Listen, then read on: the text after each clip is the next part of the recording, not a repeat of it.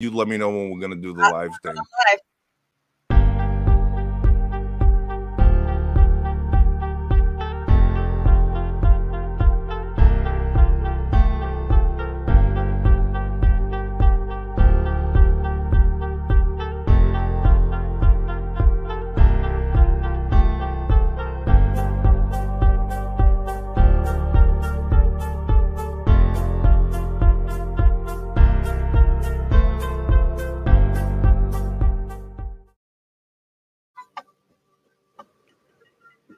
Howdy. Hi. Hi. Shit. What's the Oh my- matter? I got like 14 YouTubes going on. It's gonna Uh-oh. start. Where is it? Uh-oh. Okay. Shit. Where Here is we it? go. Hear it? I do hear it. I can't find it. Uh-oh. Okay. Well, then I'll just say welcome to the show with no name. Yank and Gutter here. I am your co-host, Yank. And we have our beautiful co-host on the other side, who's on the wrong side tonight, apparently. I'll fix it. Gutter, how are you? I'm good. How are you? I'm not bad for a Tuesday night on August 30th, 2022. It's hot as hell. Seems I hear that tell you're getting some weather up your way as well. It's got your pits sweating. It's got the underboob stain going. Yes, it's a 97 hopping friggin' and it's hot. It is a hot sucker. That is hot for the northwest area. Yeah. From what I understand. That is definitely out of you guys' normal range. And I don't care what anybody says. I know I complain a lot about the heat down here in Florida, and especially the humidity. But when you start getting 97 degrees, you start getting anywhere in the mid-90s. It's just oppressive, humid, not humid. It doesn't really matter. That's too hot to do anything outside, especially if it's sunny. It's not good. It's not good. You know, which goes to is the global warming thing a real thing? I don't know. Might be. And again, we've gone over this. Of course, the weather changes. You can get up in the morning, sit outside, and the weather changes all day long. So, you know, all those people I get that it. believe in global warming, they say, you know, the ocean's rising and all of that. All those people have oceanfront property. So Right. explain that shit to me. Yeah, no, I know. I hear you. I don't think they always say, man, do you know how much fucking ice it would take to raise the ocean levels as high, the catastrophic levels that they say?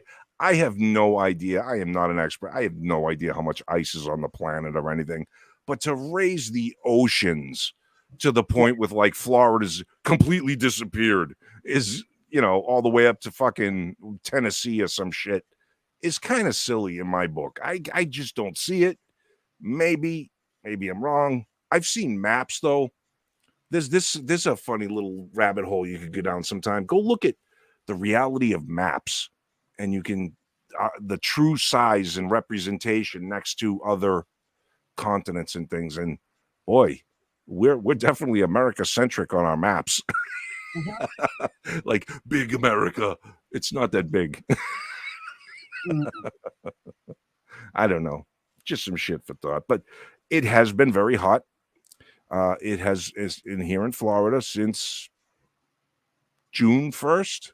I don't think we've had more than 3 days below mid-90s, which is very wicked. And we have not gotten any tropical storms or hurricanes either. Knock on wood. I'm not saying we should, but when you know the function of what those really are for, they're heat conveyors to move heat from the equator up towards the poles.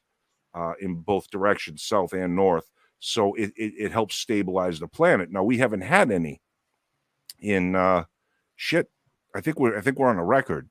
We had one or two that were just minor nothings, and there's a few floating around out there in the Atlantic now, just starting because I think September 11th or 10th is the peak of the season, and then it starts to go down in intensity. But we haven't had anything, so we haven't moved any heat from the center of the planet to the poles to cool off, to redo the circulation. So, you know, we're seeing some pretty funny weather. I mean, Missouri is flooded. Kentucky was flooded, right? So I don't know. Pretty bad. Yeah. I think it's all, I mean, weather changes. Yes. I mean, yeah, there is, there's climate change going on. It changes every motherfucking day. Really? Yeah. Come on, guys.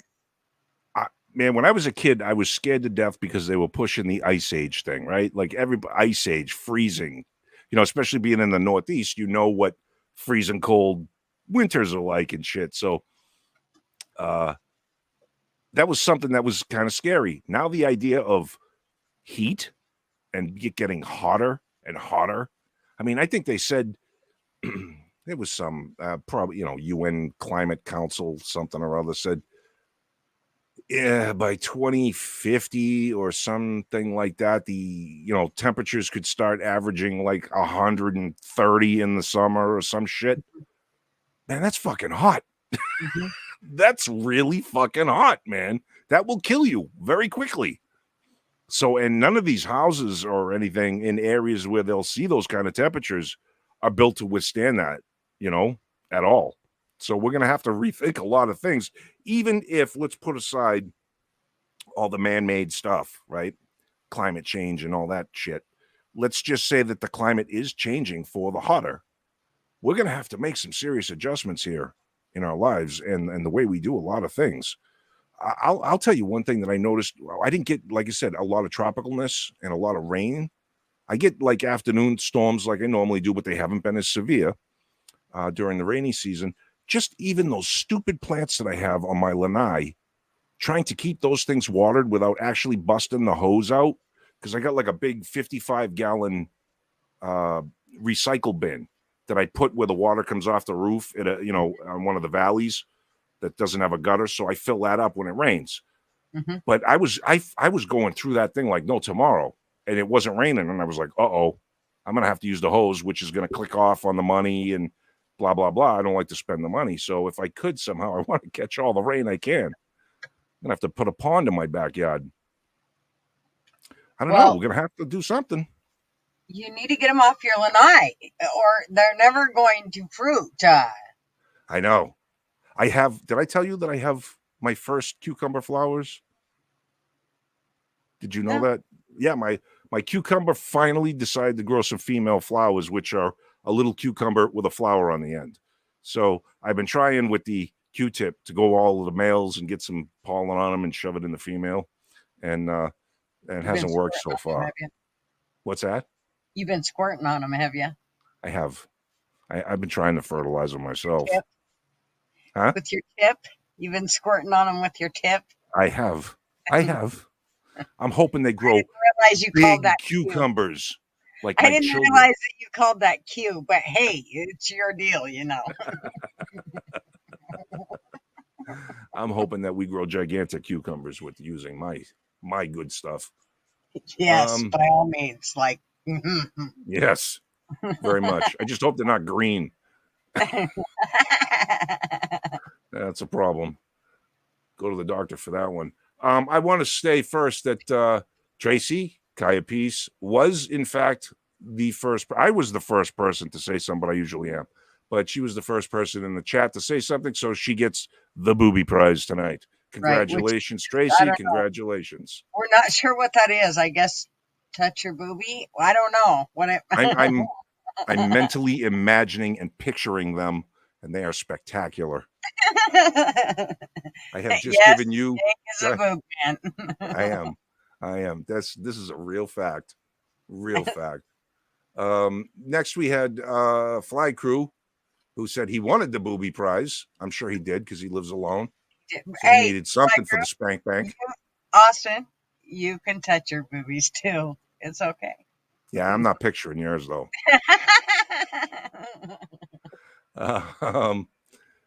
Let's see. So he was just talking some mad shit left and right. Apparently he needs to work. Of course he was. Yeah. Hi, Jen. Good to see you. Welcome. And Pesky. And Donna.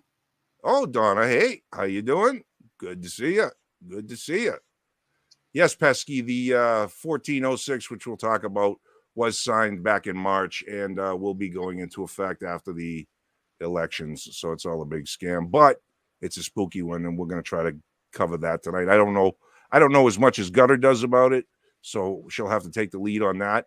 But I will say that we're headed to some very spooky times if some of the things that are talked about and gamed out, if you will, with social credit scores and things, you might want to start planting a garden, is all I'm saying, guys, and buy some ammo and think about trading in money into something else. So that's about that. Let's see. For now. Hi, Wasp. Wasp. Let me just say this. I missed it, and I'm sorry. Happy birthday. I hope Happy it was birthday. good. Again. Yes, I know I'm a little late, and I didn't catch it in time. I saw the wonderful thing Bobby did for you. It's very nice. But I wanted to wish you a happy birthday. Everybody should at least hear a happy birthday on their birthday.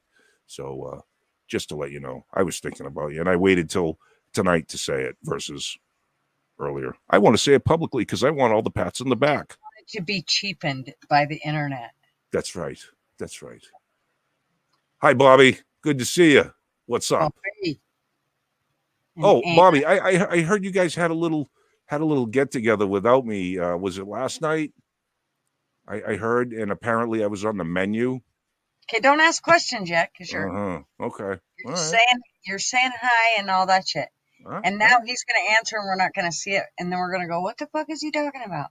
Okay. Like hi, Ann. Good to see you. Thanks for coming. And Jen G. Yeah, and Jen G. And Cherie. How are you? Good to see you. There you are, my darling, unblocked and beautiful as ever. Yes, we can see you now. Speaking. She friended me, by the way. She was creeping around Bobby's page. Yes, she did me too. Oh, there you go. Cool. Making friends. Oh, that's right. And Bobby, jumped.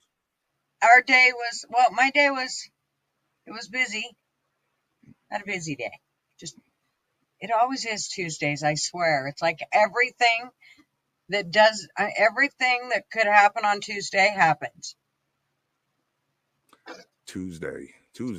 Yeah. Never. Hi, Sugar Britches. I'm sorry. Go ahead, Gutter. It never used to. Just once we started the lives. Hi, Michael Hurtneck. Good to see you. I'm just going to go down and say hi to everybody who we haven't seen yet, and you guys can talk amongst yourselves. Whoop, Gabrielle Susan. Hey. Good evening. How are you? Thanks for coming. Appreciate it. Where are you from? I want to see where everybody's from, roughly. You can give me a rough idea. Hi, Ash. Good to see you. Good to see you. Thanks for coming. Tuesday nights, you know where the cool people are hanging. We got 21 people. We've gone from the filthy 15 to the, what should we call them? The terrible 20s? The terrible 20s, I think. So we're doing better. We're getting up there. Who else we got here? We got Did we say hi to Pesky? Yes, we did. Hi, Damon B. That is Damon, right? Yes. Yes. Hi, Damon. Good to see you. 12ing snowing is perfect for me. Okay. Fly crew. Yep, we know you're there. Fly, Ash, Wasp, Sherry, Gabrielle. Jeez. Hi, Black Sheep. Tony and G. Mishka. And Mishka. And Jimmy Very nice. Skaggs. Who? And Jimmy Skaggs. Jimmy Skaggs. Jimmy Skaggs. So, Jimmy, are you related to, like, Ricky Skaggs? Boz? Yeah, Boz Skaggs. Lunchman. What's up? I think. Okay, is that, am I caught up now? I think so. I think so. And Lee. And Justine. Lee and Justine are in here too? Yeah. I'm sorry, I didn't see them. Hi, ladies. Men, I think. Good to see you. That's what happens when you give the blind guy the remote. Hey, I see him now. Okay. Nice. Yeah, scroll All right. quick. Hey, Gutter, do you realize that we are nationwide, coast to coast? We're like a radio station, but way Yeah. cooler. Yeah. I like With that. all 132 followers, but they're the 132 that count. So That's right. That's right. They are the cool people. Good to see you guys. yes, very good to see y'all. So, Gutter, you were doing some research into this. I was wondering if you could play that TikTok that you shared with me, and we could just sort of listen to it, maybe or watch it, either or, about the executive order signed back on March 9th. I don't know. Every time I do this, I do it wrong. Bobby, maybe you can come on and tell me when to shut up, turn it off and on, and say what, and bend over back, all that shit that you got to do to jump through the hoops so they don't give you a fucking copyright or whatever. I mean, all we got to do is sort of wait till they make us. All we got to do is sort of wait till he makes a statement, and we can say, okay, pause. And we could talk about the statement that he made as to whether we've heard anything about that being true or not, or whether we see trends into the changes of the, and kind of stretch it out a little bit. We don't have to listen to the whole thing. Sorry, I got sidetracked. What happened? Austin said, bend over what? Bend over? Who said bend over? Did I say bend over? Because I said that's what we have to do. Oh, it's his cousin. Right on. What's don't send you a birthday card, but hey, Ricky Skaggs is Jimmy Skaggs' fifth cousin. Nice. That's fucking cool. Nice. We have with 5 degrees of separation from a famous dude. Hell yeah. Nice. Nice. Okay, so just play that video and you'll hit pause whenever we feel like it. Bend over what? Where'd it go? Yeah, Sugar Britches, it is. It's pirate radio over here. Although it won't be like our friend who likes to get copyright strikes, or is that what it is when you play music? Copyright strikes? When all he does is tell Alexa to keep playing music. Yes. Where did I stick it? Ooh. I beg your pardon? I beg your pardon? Okay. Right. Who sent it to me? There. I had to think about it. Let me get it on there. My gosh, this thing's slower than molasses.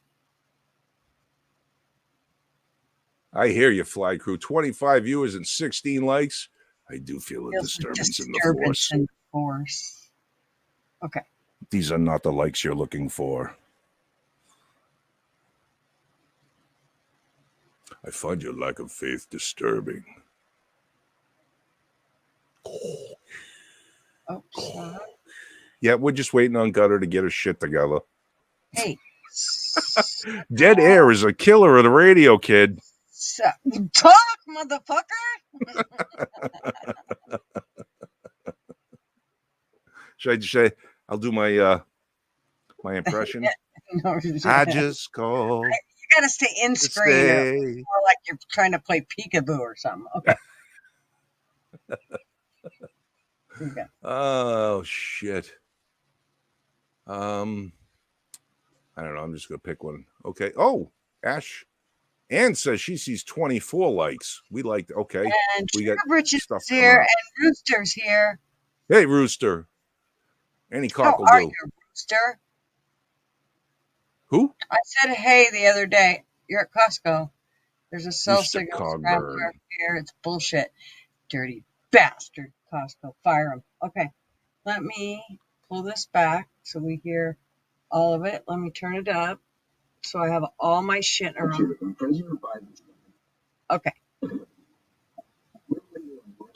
2022, when President Biden signed the death warrant on American freedom. On that day, in the hushed ceremony at the White House, the document that sounds terrible. For the American people. Does it? Biden yeah. The executive order. Completely unlegible. two paragraphs titled Section 4. Language in Is it Section better? 4 makes order Nope. 14 of the most treacherous Can you guys acts. hear that? Give a 1 if you can hear it, 2 if it sounds like shit. Where were you on Okay, just a minute. Let me pause it so I can ask. You can't hear it at all? No, we can hear it, but it sounds terrible. It sounds like it's in a soup Michael can. next, he can't hear it. Who else can't hear it? Well, I see now. Ann says a 2. Wasp says a 2. What's 2? I don't know what 2 says sounds like shit. Michael says sounds like shit. 1.5 says lunch man. Lunch man, you being nice. Okay. Well, fuck me. I don't know what to tell you guys then. I Oh. can't make it any clearer. Okay. Let me try it and see what it sounds like again. Tell me. Okay. March 9th, 2022, when President Biden signed the death warrant on American freedom. On that day, in a hush ceremony at the White House, No, without terrible. Okay. Days for the American people. Terrible, Fuck. terrible, terrible. Everybody's saying too. Can't see or hear it. Yeah. I No. wonder why. I mean, we can see it on the screen, but it's really small because it's a TikTok and it's the phone's held stupid and but yeah, the sound is terrible. Jesus. Okay. So this guy really, here's about all I give this guy credit for is that he opened up my eyes to it with this TikTok. My nephew actually sent this to me. And so, but there's a whole bunch of, just a minute, let me see here.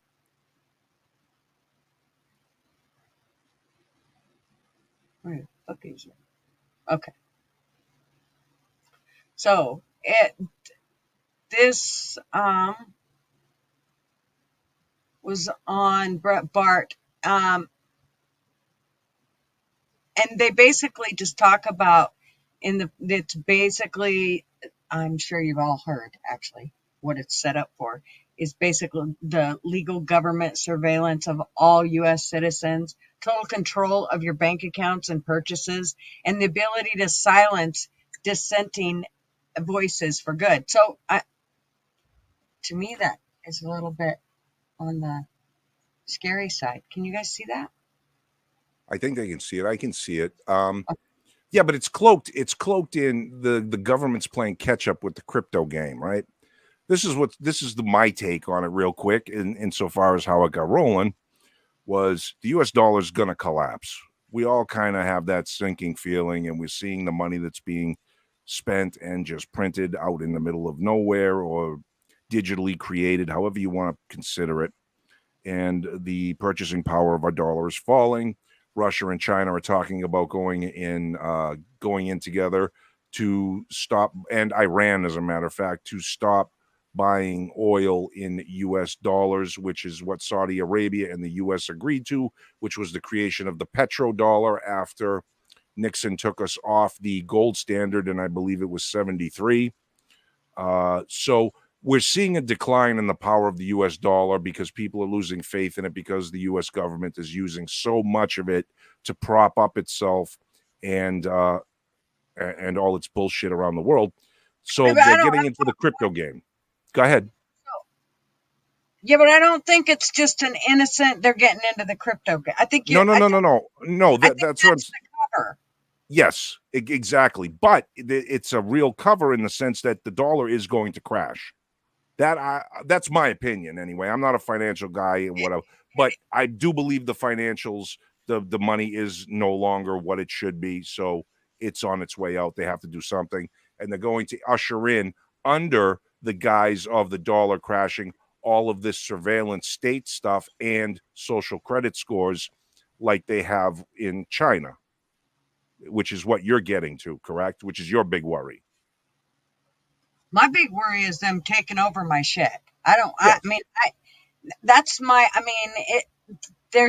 a pretty simple-minded person. So when you start talking about touching my shit like this, I know they can already go into your bank account and take it if they want.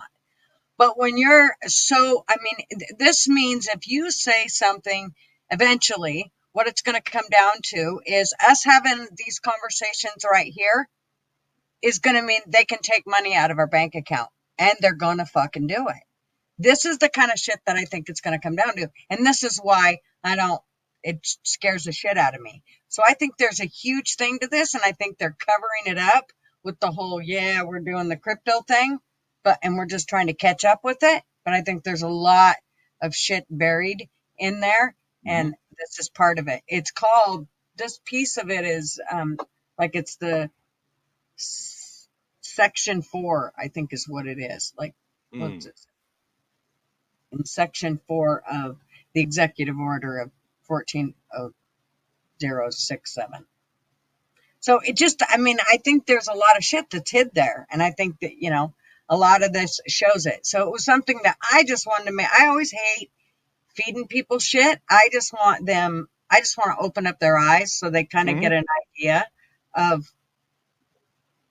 Yeah, my days of, like, you know, yeah, my days of painting the big mural for people sign that says, fucking crash is coming, better prepare or whatever, are kind of over. It's like, now I'm just going, hey, maybe you should look at that. And then I'm moving on, because a lot of people just refuse in life in general, in my circles and things, just refuse to hear what is actually happening.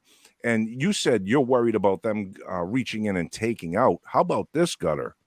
How about, unless you toe enough of the company line or the government line, that's how you get paid. So versus them taking out, how about it's that they give you? Like, you have nothing. Remember Klaus Schwab from the Economic Forum? From the Klaus Schwab from the Economic Forum said you will own nothing and you will like it. The World Economic Forum wants one world government, one world economy. So in other words, if you do enough, if you are, you know how the people in North Korea cheer and cry and do all this crazy stuff to show their allegiance to Kim Jong-un? You know how they do that? Right. Okay, well, picture that same stuff going on insofar as the internet, what you say, how you comport yourself in public, shirts you wear. If you don't support the government enough, you won't get your little measly enough money to live. We'll ration it. We'll put you on a credit score rating, which is one of the things they talked about in that TikTok thing, was like 950 is good, or 950 is the highest, but 700 would be good. Someone who has 500, you're not doing the good stuff. So, you know, never mind taking money away from you, they won't give it to you. You won't have power, let's say. You won't be able to get a dog. You won't get as much green stamp food money to fill your fridge. You know what I mean? Mm-hmm. That's even more spooky, because now you're instantly dependent on the government. Yeah. And you have to toe the line. There is no more private earning money. Yeah. That's horrid. That's a nightmare. That's revolution. That's go time. That's go time. And unfortunately, 99% of the people will not go. No, and that's the thing. Fall right in line and head straight for the, fucking razor wire. As long as they get to do their little TikTok dances and shit like that, and fucking show what they're eating on their plate. Pay for all our shit. All I gotta do is just sit here and dance. I get a game all day. Fuck yeah, it's great. Yep.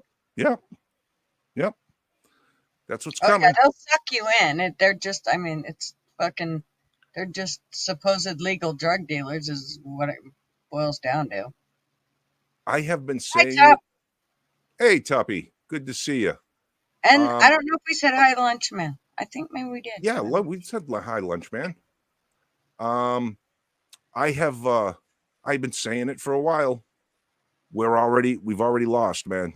The war is over. We've already lost. They're just figuring out how to divvy up the pieces on the board. China has far surpassed us in maneuvering for global dominance, and I'm not sure whether. Right now, I think there is no more. The U.S. is part of the battle for supremacy. We don't have that. We're not number one anymore as far as that is concerned. We are decidedly number 2 or 3 on the list. China, in my opinion, is number 1 because they are the manufacturing powerhouse for the rest of the world at this point. And I think that there is going to become a battle between people like the World Economic Forum, which represent all the other countries that have never had a say in really anything, they've kind of joined this conglomerate group where they're trying to get their own thing going, but China's not really interested in that as much. China's would rather have a hegemon around the world and control everything as far as they're concerned. So there may be a battle brewing with that, and it depends on which side we're going to join. I think we're going to end up joining China's side, to be honest, because we get so much of our lifestyle from China already, and we owe China so much money that the only way to pay off the debt is for China to start owning outright the things like when they say they bought a plot of land next to an Air Force base, or they're buying this, or they're buying that in the United States, real estate, this and that. We're going to start selling off our assets here, people. That's my opinion. We're going to have to pay this debt.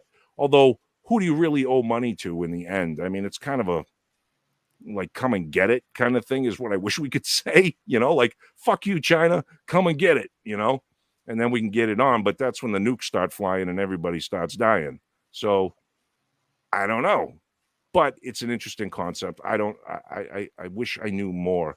That's the thing, Gutter. We were talking about that today, and I'm sorry if my mouth is running a little crazy tonight. I can't keep following this stuff. I can't keep rabbit holing and researching and constantly pounding on this stuff because it makes me mentally ill. It makes me weaker for when the time comes, when the bell rings and I have to go fight. I want to know where I'm fighting. So I need to know a little bit, but I don't need to know it all because I already know where we're going. We're going to fuck a war. We're going to end times. We're going to a mess. And I got to learn to prepare and keep myself together. And if I'm too busy with my head trying to figure out how it all happened, I just get sick to my stomach. I can't do it. I don't know. I get sicker to my stomach not knowing what's going on, so I have to repeat. I mean, I try to divert a little bit, but then I end up coming back because it's like I have to play catch up from diverting for a while. And then I come back and have to do the whole catch-up thing to catch up on what the fuck they've done to us for the last however I've been out of connection. So it's a little frustrating but I feel like if I don't, I feel like I've just got a black bag over my head just waiting for him to fucking hang me. Yeah, I know. That's the spooky part. You gotta try to just know enough to read the tea leaves to like, okay, they're coming. They're coming. But they are coming. I think we all kind of agree they're coming. No, they're coming. They're just kind of mobilizing over there a bit, and they're going to be coming. Well, there's nothing we can do. It's not even about immobilizing. It's about, first of all, you got to be broke down to a certain stage. So we're not ready for the taking yet. We're not primed for picking. So you got to get to that prime to pick point before you actually. We're getting there. We're really close to that. So yep, that's what I think. But there's two good programs that I don't like Fox News, but Tucker had a really good one on, and I'll just tell you what the name of it was. It was Things Are Falling Apart Very Quickly. And he said, and it's happening very quickly. He talks about another country that is basically already in the hot water. So I just think that it's, and then also Glenn Beck talks about, what was it? 8, what did he say? 8 numbers prove our economy and energy crisis are worsening. And I think it is getting it. I do worry that there is going to be people freezing this winter that can't afford their electricity bill because I think it's getting ready to skyrocket. I agree. I think we're going to get a shock this winter. A lot of people are going to get woken up out of the sleep when they're going to be like, holy shit, I thought the gas prices were bad over the summertime. No. Oil prices are going to be wicked come winter. Yeah. And I feel so bad because, man, I know some really beautiful people, and I mean beautiful on the inside, uh, and they just won't take the shit serious. They think that what has been will always be, and somehow we've always managed to skirt around a disaster of some kind and come out the other side. But each time we've done that, we've come out a little less valuable, a little less fortunate, a little less free, a little less, you know what I mean? We've lost a step each time. And we're coming down to the wire here where there's really nothing left to lose. The free speech thing, Biden is screaming off the top of his head as best he can about that. They want the assault rifles, whatever an assault rifle is, I don't know, but mine identify as a defensive weapon, so I don't know what the hell he's talking about. Well, but what's that? When you're buying all those things, tools, yes, you should be trying to do that with cash. Yes. Less traces, just better. It's just better. So, in whatever way you can do it, because not everything has to be traced if you're not using a credit card. So, I just think that there's a lot of shit I think we have to look out for the future of what's going to go on. Yeah, I mean, a lot of people and I tend to be of the mindset that my mind always goes to the worst, where it's going to be roving bands of hungry people coming after you and trying to get what you got, and like Walking Dead sort of shit. But it may not be like that at all. It may just be a slow turn to everything's like China now. And if you look at the way Chinese people live, like they all have a roof over their head, they all, you know what I mean? They all seem to have a job. But they're all very unhappy. They all don't know any freedoms. They all don't know what they're missing. So it could be that. It could be that we slowly flop over into something like that. And that's what I see when I see things like this executive order, the currency thing, the freedoms that we lose, the complete trampling of the Bill of Rights, and over oppressive policing on the most ridiculous things to crack down. It seems like that's the way we're going to go if you really kind of look at it logically. It doesn't make any sense unless you take into account the more radical population control arm of the globalist, if you will. Bill Gates is supposedly part of this and that. We could use a whole lot less people. And I'll be honest, for one, I kind of agree with that. That's one of the few things that I kind of agree with the crazy left about, is that people are, I'm all for freedom, and I like that people can do what they want. I just sometimes wish that people thought more about what they do, like creating people. There are people that probably shouldn't have other people. You know what I'm saying? They shouldn't recreate themselves. And we're kind of doing that at this exponential rate, especially in places in very poor parts of the world. There is no ability for them to grow food, and yet they're having 15 kids. I don't get it. It doesn't make any sense. Not that they're worth less than I am, because they're not. They're human. But their advanced abilities going forward in the future to be able to have a future for those children without all the horror that they face is pretty sad. Yeah. And in them doing that, we have to then take our good fortune, just happened to be where we were born, and give them stuff, which takes stuff away from us, which altruistically would be a good idea. It's kind of nice. Let's help those less fortunate than us. But then you have people that we have like all here in the country now that would just as soon sleep on the street. Give them a check, give them a SNAP card, and they'll sleep on the street and not work and not do anything and not be part of anything. They'll just shoot dope all day long. And, so I don't know. It's so weird when you try to get into the whole thing. All right, what are people talking about? Because I want to hear what they've got to say. So, well, first of all, fucking fly. Okay. Second of all, Bobby said, paying attention can give you a hint from which direction they are coming from. And from what I've gathered, they're coming from all directions. I agree, Bobby. But Fly said, what the hell did you say? Oh, he said, don't come, camel toe. I'm going to come, Trump. It was funny. Fly's crazy. Oh, is Flat Chested in here? She is. Hey, Flat Chested, good to see you. Always nice. How was last week's booby prize good for you? Did they work good? I hope so.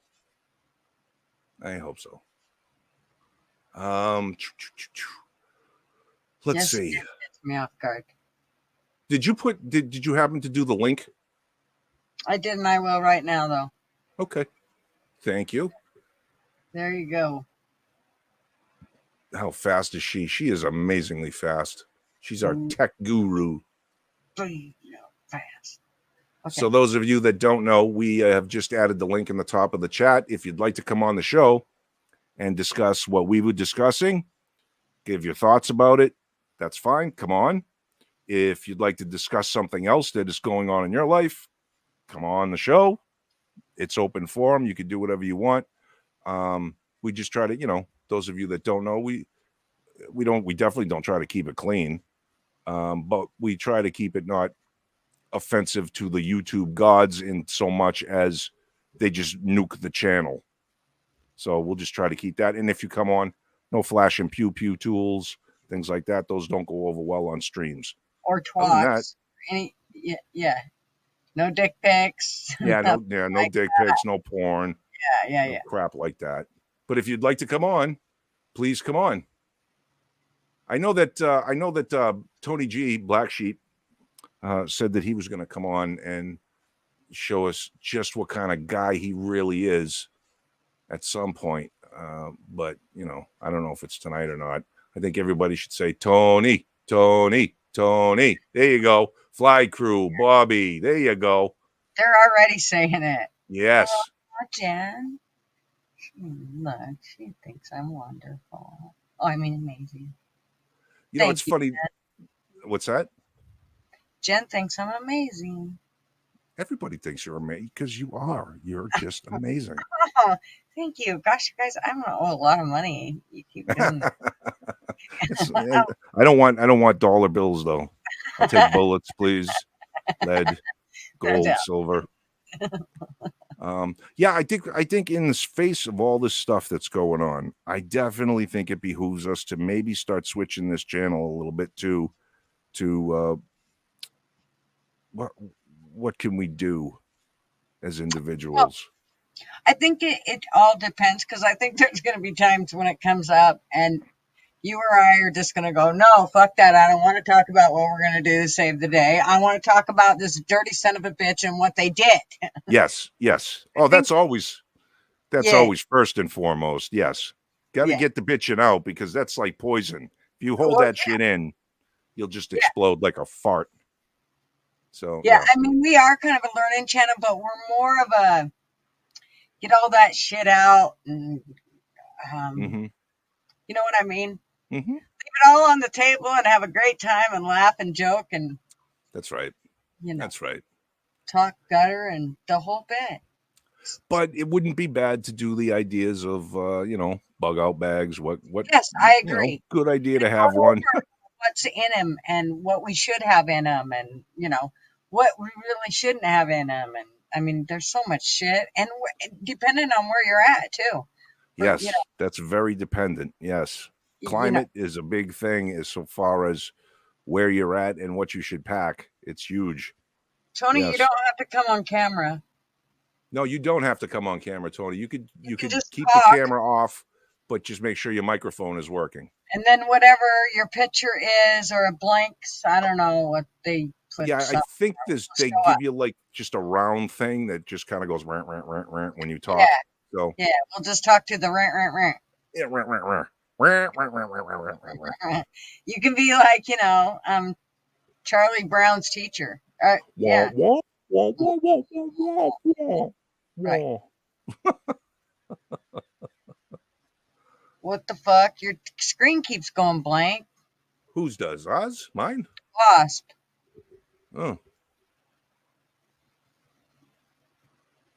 Jeez, I don't know. Tony told Fly to go first. Yeah, Fly, Fly hasn't been on in a while. I don't know what your problem is.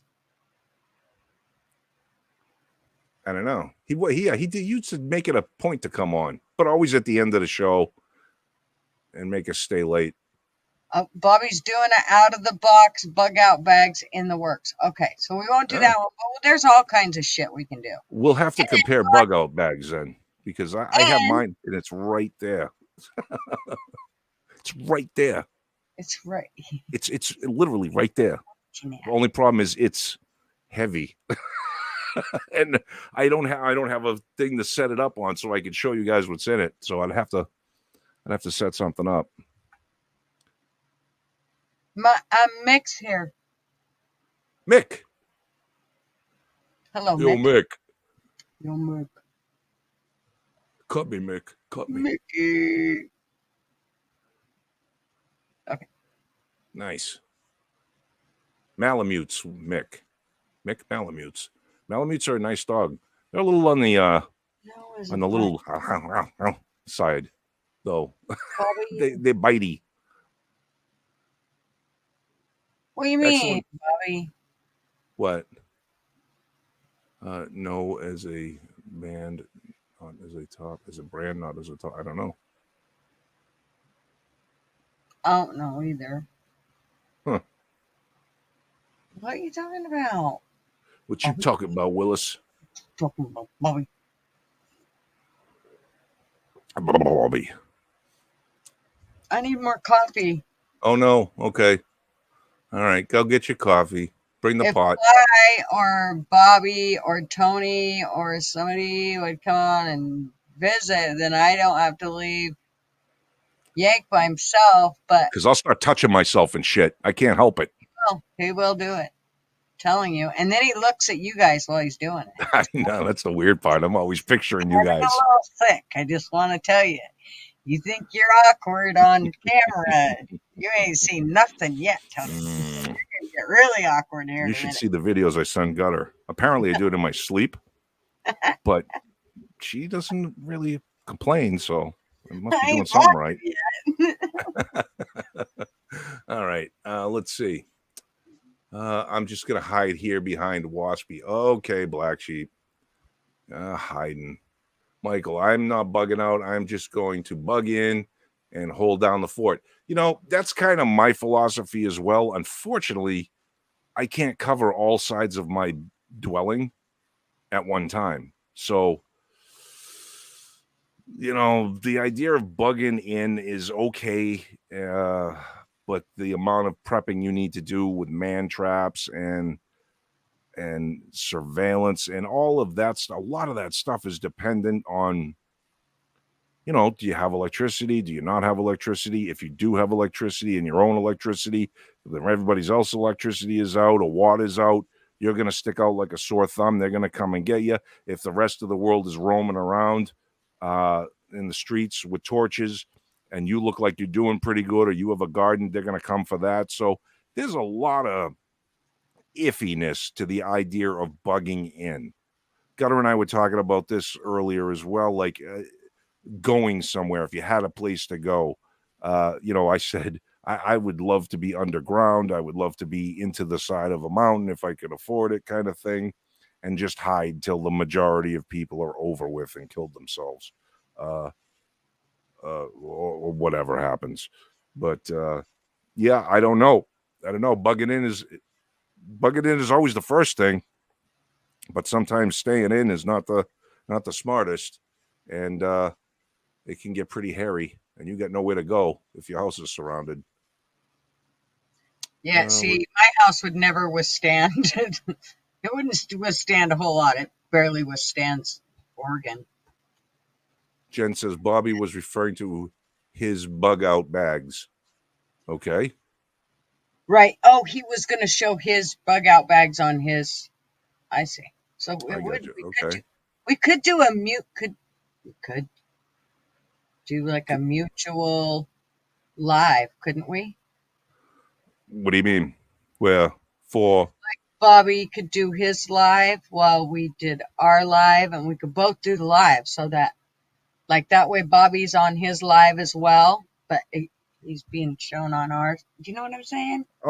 yeah. Is there a way to like double stream? Is that what you mean? Like double stream? Yeah. I don't Like know. I think Bobby would have to be the one to double stream. Probably because I think he pays for his too, so he gets other options. I don't know. Well, something to think about. Bobby, why aren't you answering or saying anything? I'm Oh, totally box bugged. he's like, fucking hold on, gutters, Jesus. Hi. Yo, What's up? What's up, gutter people? what are you doing? Hey, Yank. Hey, gutter. Hey, no show, Yank. No show, Yank. Yankee, no shows. That's no shame, sir. That's no shame. I sent you a private text and everything. I know. I wasn't saw it. sad. I figured it was 10 o'clock at night. Who knows? But when you didn't wear the fedora today, then I knew you just didn't care. Me and Fly Crew was like, well, if he at least sees it, he'll wear a fedora for the show. I like the shirt, though. Nice shirt. If Thank someone you. else had said it, too. That was a nice shirt. Thank you. Yeah, no, I have not watched it yet, Bobby, and I did get your message. Like I said a little earlier, I took a little time off. I got to every now and then. And Yeah. I believe it or not, the last 3 days or so, I have done nothing but watch Godzilla movies. Oh, there you go. Nice. Yeah, you need that mental reprieve once in a while. Yeah, man, I just need some stupid shit to just fucking, because How's everything going otherwise? So you enjoying relaxing and everything? You got you relaxed, you decompressed a bit. a How little about bit, you, yeah. Gutter? How's the grandbaby coming up? Oh my gosh, he was so cute. I was actually going to look and see if I could find one of the pictures that doesn't show his whole face.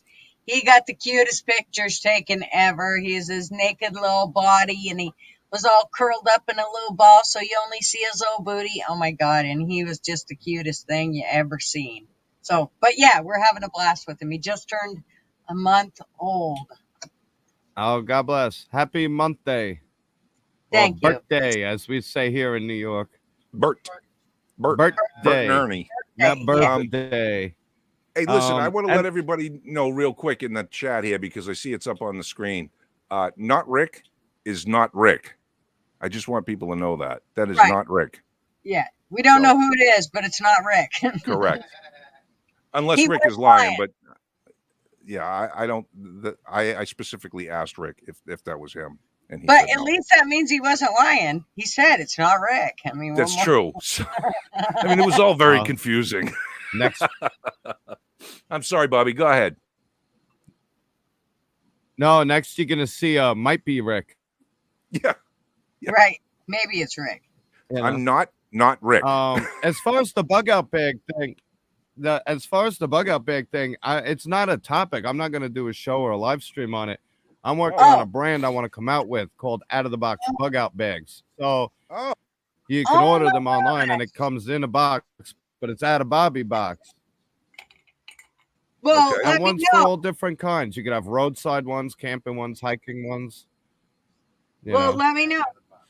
Oh, and everyone's That's going to freezing. be Is it some me? expense to put out, because making a bug out bag is not cheap. Well, I got to if you start the brand want and to put find cheap shit investors. in it, It's something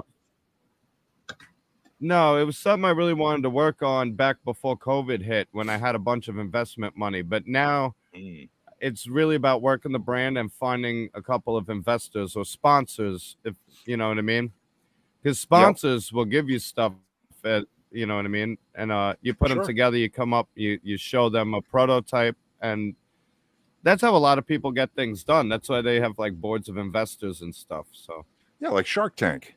I'm So no it's longer just, in a it's just a for instance, that show Shark Tank. That's basically what you're talking about, but not TV.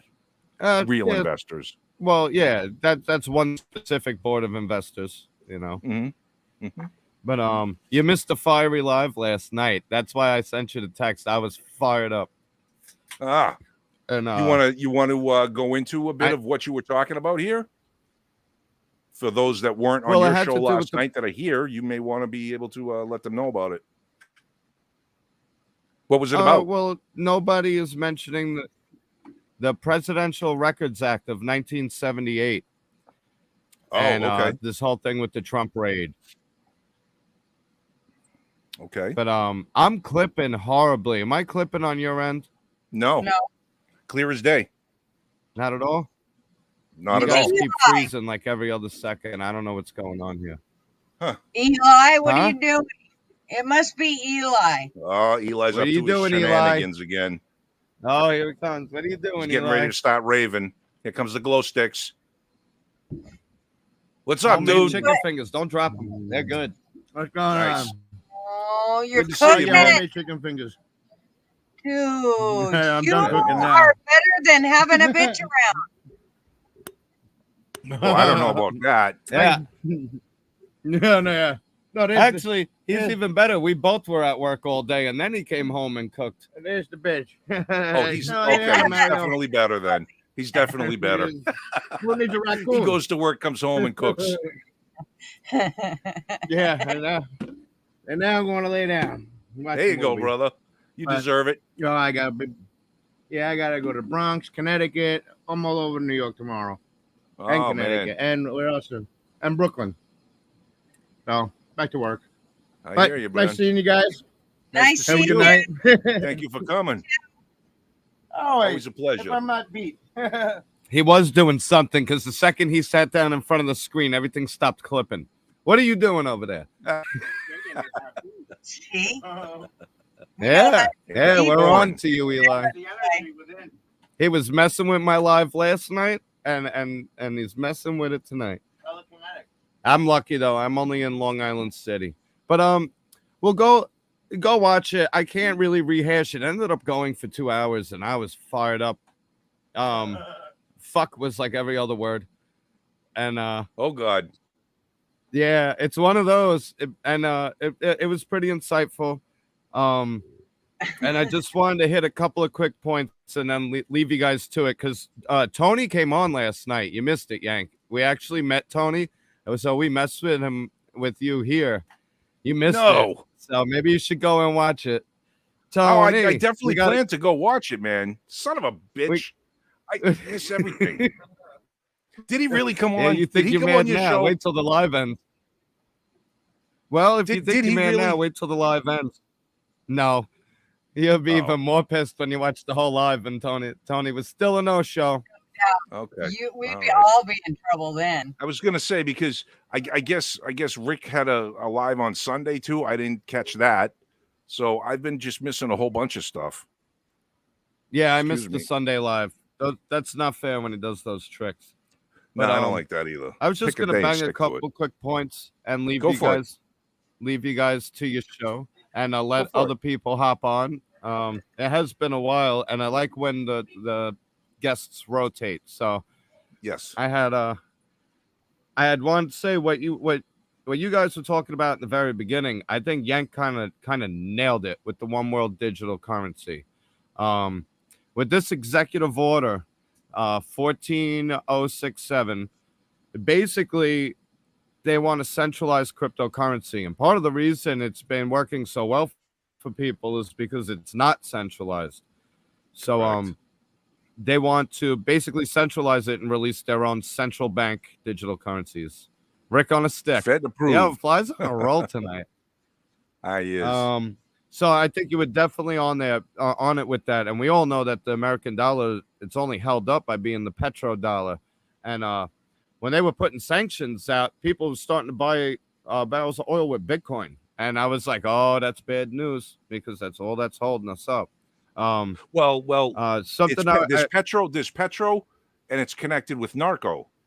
Don't forget, there's the narco. Why do you think all this fentanyl's coming into the country? Why do you think before it was all the other drugs that were coming into? We could stop that shit. We don't want to. It's CIA. Fucking, they do it. They fund a lot of shit with it. But go ahead. You're right. No, yeah, but you completely nailed it. Like when you went on, I had nothing to add to what you had said. You know what I mean? Wow. So I'll I take think that as your a compliment. breakdown was absolutely, yeah, no, I think you absolutely nailed it. Thank you. But they all going after crypto because it's in the hands of the people and government can't allow that. That's right.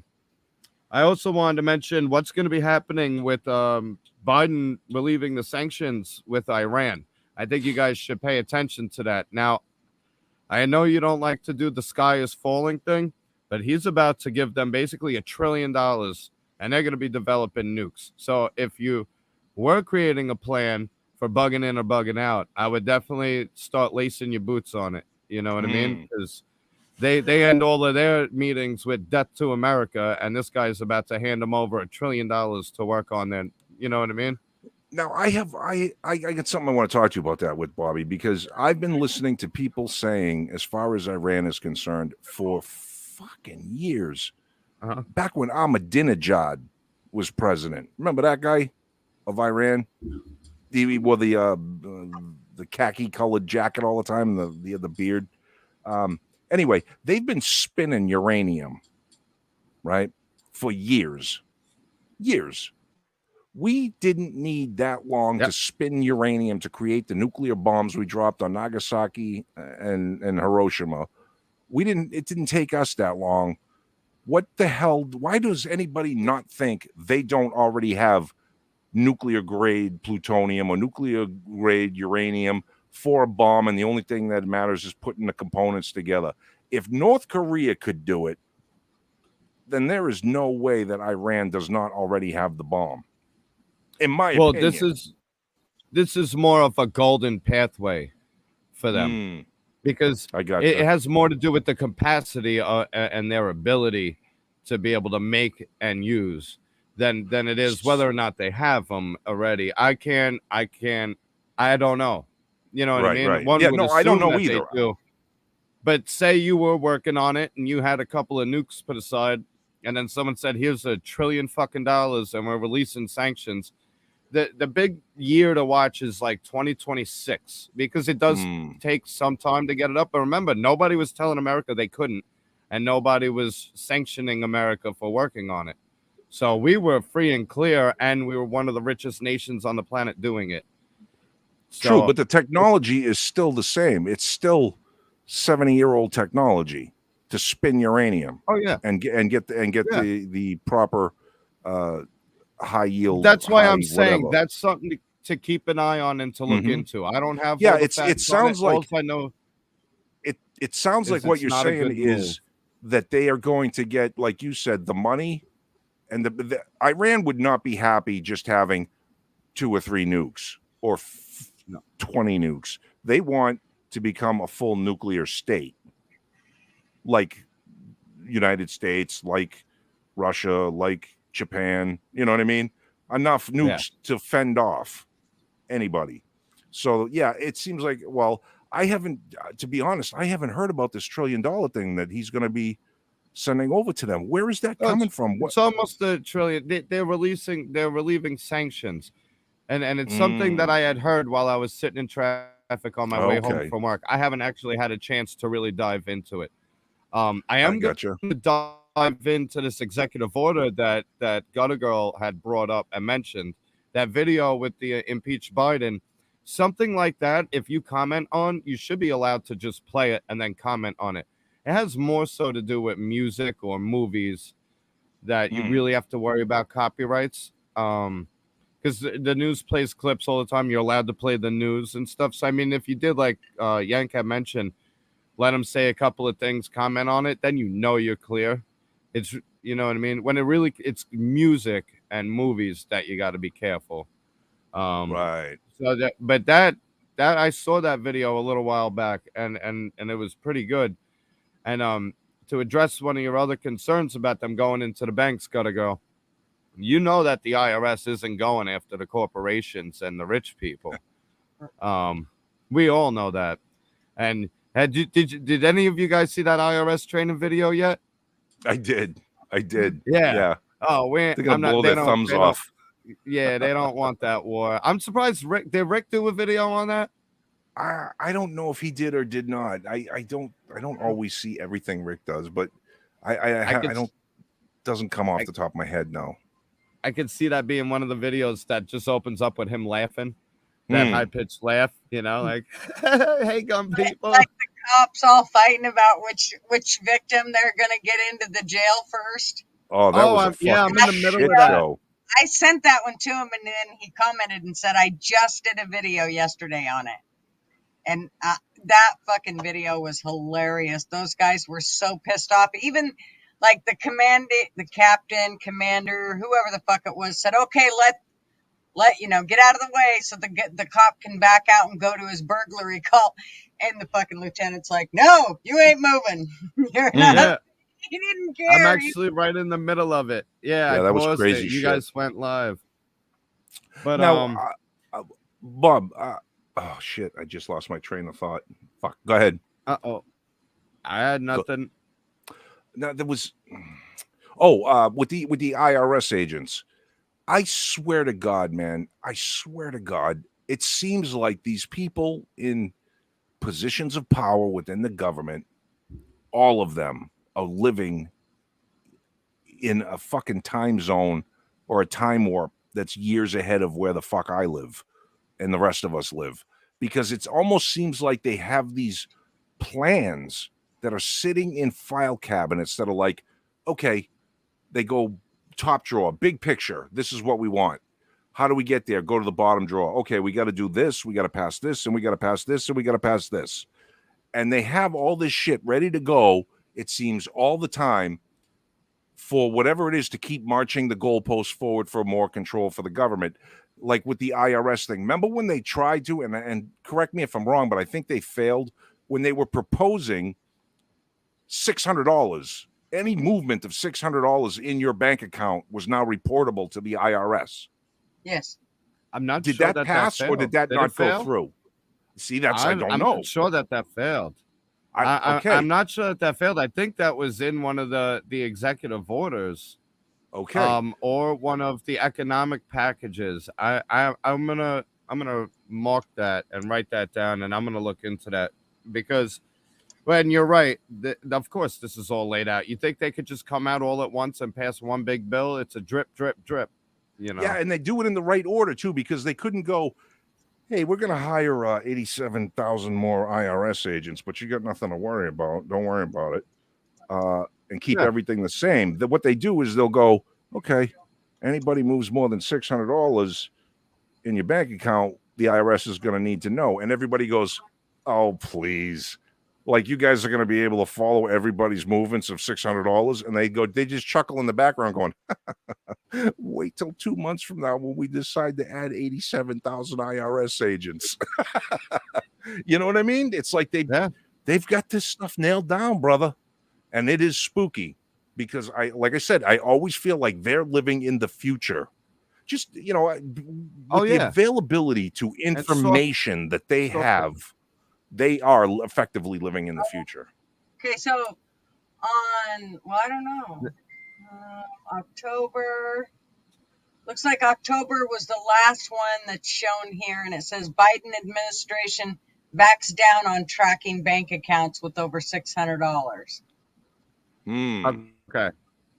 Oh no, they changed it. Didn't they change it to like they said now it's going to be like 10,000 a year or some shit, and we basically said that's the same thing. Because when they said $600 within like a month, everybody flipped out. And then I think they upped the number, but then they said per year. And we're like, well, that's $800 a month. I think they were playing numbers games, and I'm not sure where it ended up going. I mean, I'll put it to you this way. I've pulled hundreds of thousands of dollars of cash out of my bank accounts over the years. So I could go buy a house in cash, and they can't say boo. And that was something I always said. I always withdrew cash. And I stuffed my mattresses. You know what I mean? Mm-hmm. So, well, that was one of the things Scott and I were talking about earlier. Was with this global stuff, right? If you got let's say a mattress full of cash, what happens to it? Is it worth anything? They could just say tomorrow, nope, everybody's going digital. All your cash that's not in the bank is paper, and you're like, fuck. Well, that's what we've been saying for years now. We Yep. know it. It's debt notes. It's not it's fiat currency. That's what right. it is. But Turn it into something I am else getting that back holds into value. it is getting back into clipping. I'm gonna do I'll do another live and stuff. I really want to dive into this executive order and break it down and stuff. But I'm clipping and I don't want to take over your show. I just wanted to come in, say hi, and hit a couple of points. Okay. But the big thing with this crypto thing that they're doing in this executive order is basically the government's taking over it because the people aren't allowed to run their own decentralized economy. And that's what it seems. You know, Yep. that's what it seems to me. And then they throw in shit like financial equity, climate change, and all that into it. So it's all the sky is falling control. And that's what they're doing. But I gotta agree. be up early, so I'm gonna be All right, watching. brother. I love you guys. Thanks for having Peace. me. Yank, when you do get a chance, go check out that Fiery Live when your blood pressure can take it. You know, we were fired up. Boy. It was fun. All right. Gutter, thanks for being there. Tony, thanks for coming on.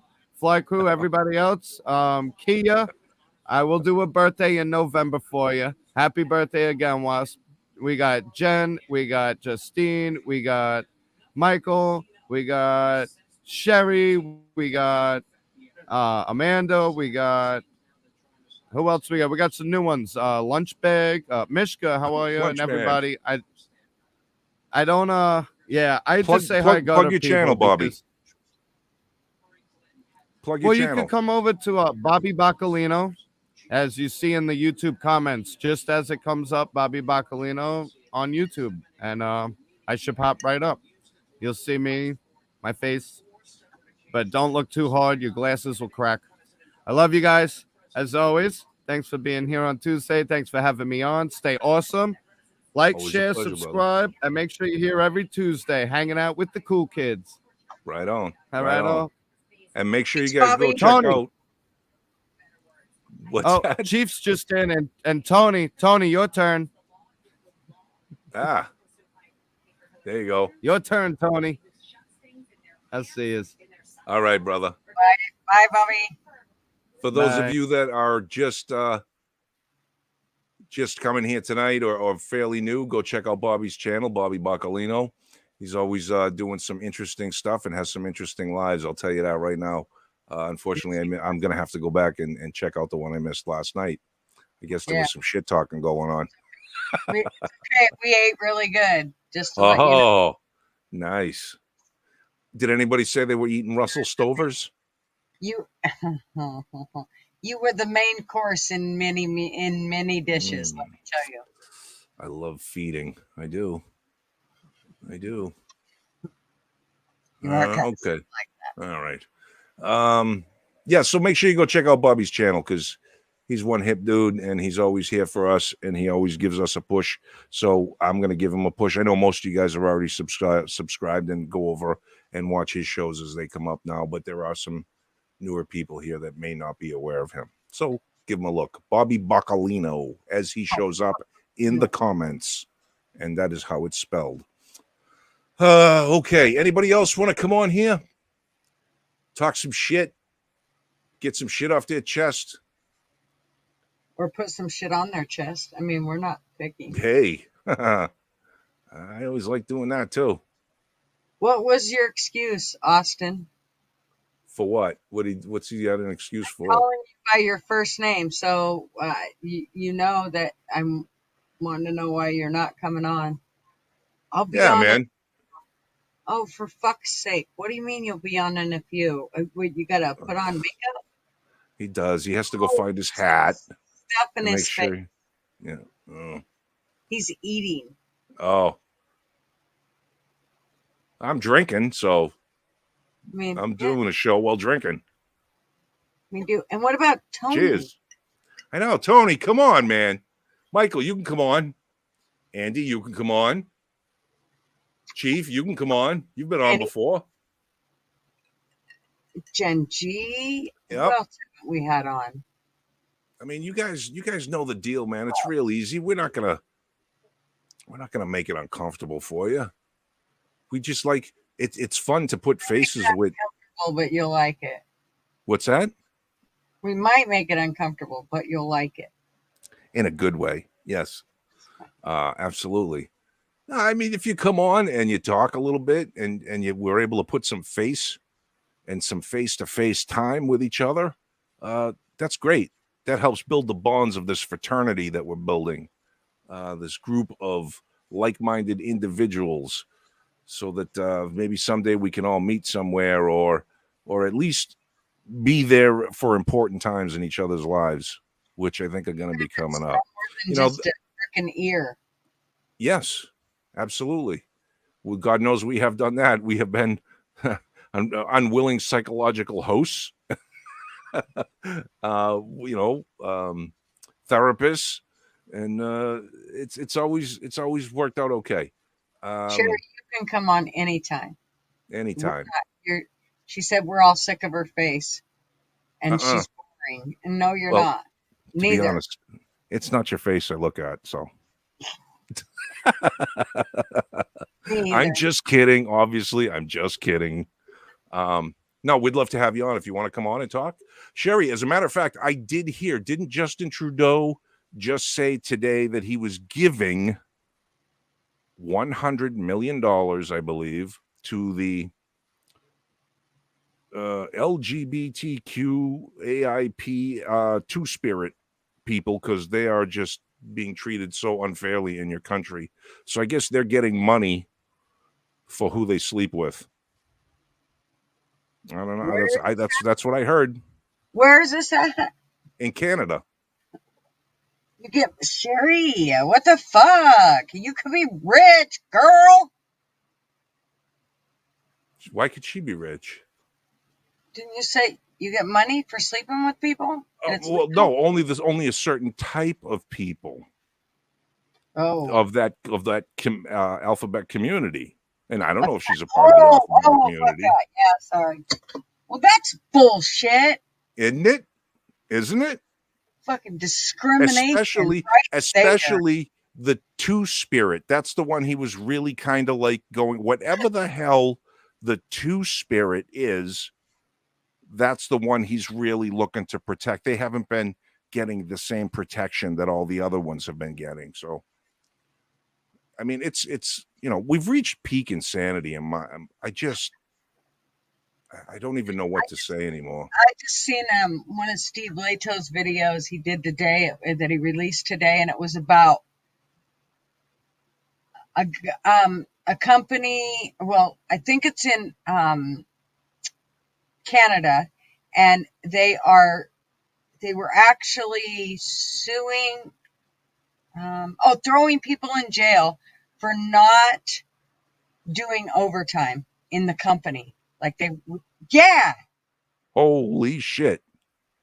See, they are ahead of us on the social credit score shit. If you want to eat, then you will eat the bugs. Sure, you after you work your 60 hours. What's that? I told Sherry, but she better get the fuck out of there before they close the gates.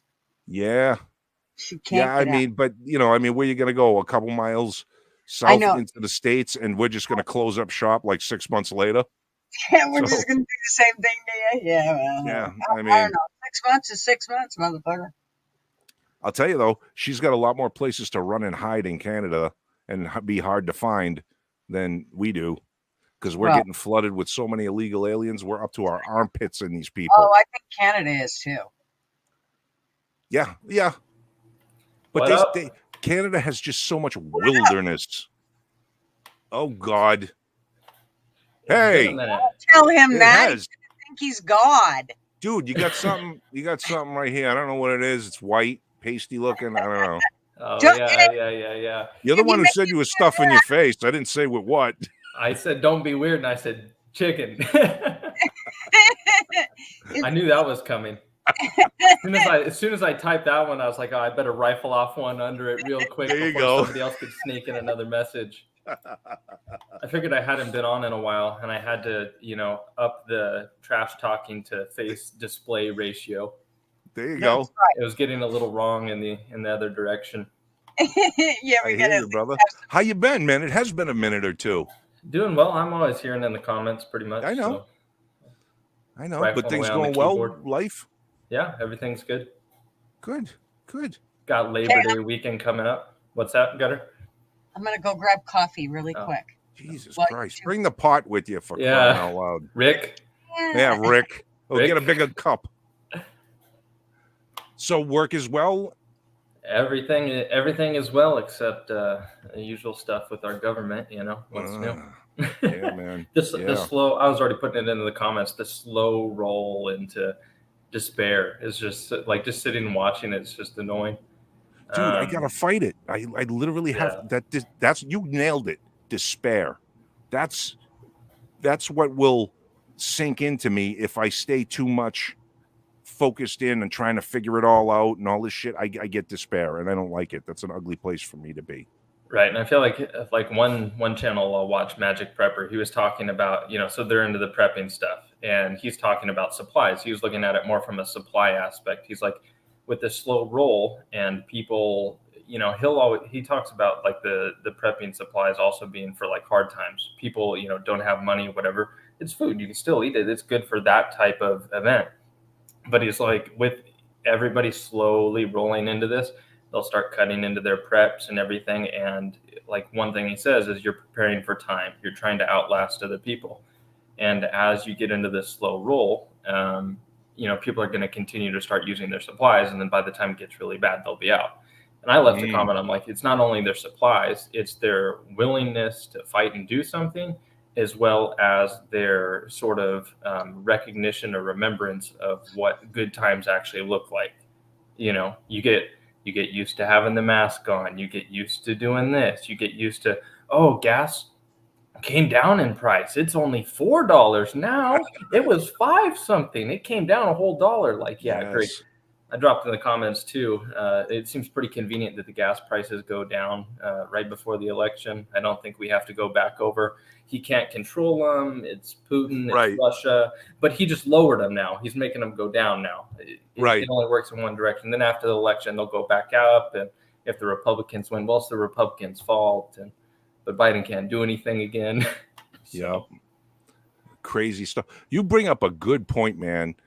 With how easy people become habitualized to the new normal, whatever it is. They say it takes only 3 weeks to create a new habit, right? So whatever we do as a regular, whatever we see or hear as a regular, 3 weeks, that's all it takes for it to become the norm. And it becomes like you said, you won't remember the good times. You won't remember what it was like to be free.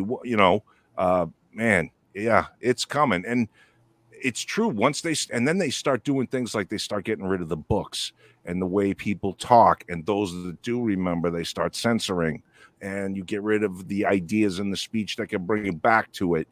It's bad, man. And it can happen really fucking fast.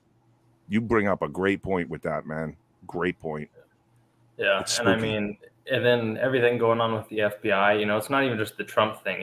And I have to kind of think about it sometimes, like, why do I think about the FBI the way I do? But then like Crowder will do a show and he goes into just everything they've been doing, why they're political, going after parents in schools, going after the 6th day of the first month people, just all these different things. It all piles on top of each other. And then they ignored the Biden laptop, the Ashley diary, all these things that people say even Democrats would have had their votes affected by. And It's also funny because, we see it recently with the Trump story of how the FBI raid, has changed. The story changes each day all along. Same thing with the diary. At first, the diary wasn't real. It's Russia. It's made up. And then, now we want to take possession of it. Now somebody's literally being charged and they're going to be sentenced. They took a plea deal on being guilty for stealing Ashley Biden's diary, the diary that they said wasn't hers and it was fake and it was fake news. And right. Did they go after Project Veritas for that? I don't know if they really went after Veritas. They're going after the people that sold it to Veritas. Now, what I was listening to, and I forget whose podcast it was, maybe it was Tim Pool was saying, I forget though, but somebody was saying essentially they kept trying to implicate, maybe it was Crowder, Veritas in sort of the deal, but where actually it was Rukaydallah. That's who was saying it, the lawyer. They kept trying to kind of implicate Veritas, but he said they're very, basically journalists, the media is very protected because as long as they didn't specifically go out and say, we want you to commit a crime to obtain this stuff, then they're not liable. They can pay for it. They don't even have to do much due diligence. And in fact, I think they can know it's stolen. They just can't say, go steal this and we will pay you to steal this. Right. But they can buy it. But news articles were trying to implicate them, Project Veritas was involved and blah, blah, but they weren't charged or anything. I almost get the feeling sometimes that they're trying to do to Veritas a bit of what they did to WikiLeaks. They're trying to paint them as like these leaker-esque but illegal sort of things that, you know what I mean? And they go undercover. They go undercover to show people's true side. Okay. Yeah, journalism. Wow. Yeah. It's not like they're like the FBI where they go undercover and they stoke people to do something. They just go under. Let's go grab Gretchen Whitmer or whatever the hell her name is. You guys agree? Huh? That sounds like a good idea, right? They don't. I got a guy who has the guns and the zip ties. Yeah, Project Veritas goes in and goes, "What do you think about X or Y?" And they just let the person kind of spill the beans, and they might kind of provoke a little bit. Oh, I've heard this, but then the person will ramble on about it. That's right. But they usually fly him with a couple of drinks first. Here's a few drinks. Yeah, get him a little loose in a bar or whatever, and they just start spilling the shit. Yeah. You get the tech nerd guy with the 10 on a date. That's right. Yeah. They spill all the beans. Yeah. I mean, they use Russian tactics of espionage. The little honeypot. Oh, hi, the Chinese spy. I like you. You're so cute. Yeah, but I had to hop on too when you brought up the what is it? The 2S LGBTQIAP plus XYZ elemental P. Yeah. But he was saying it like good old Trudeau.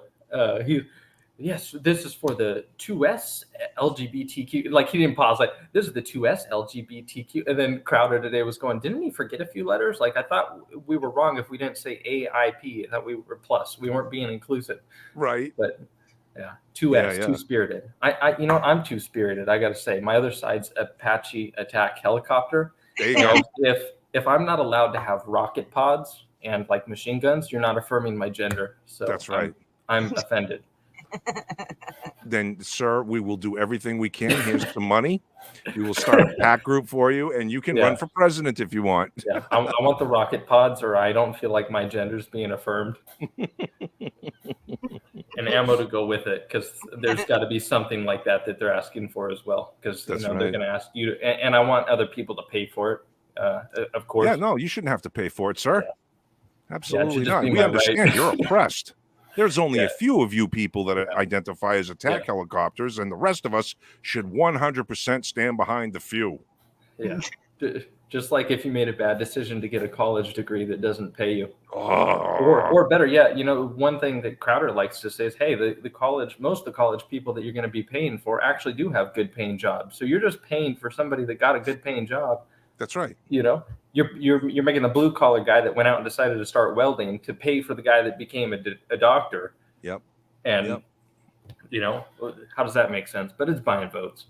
Dude, I just heard, never mind 300 million.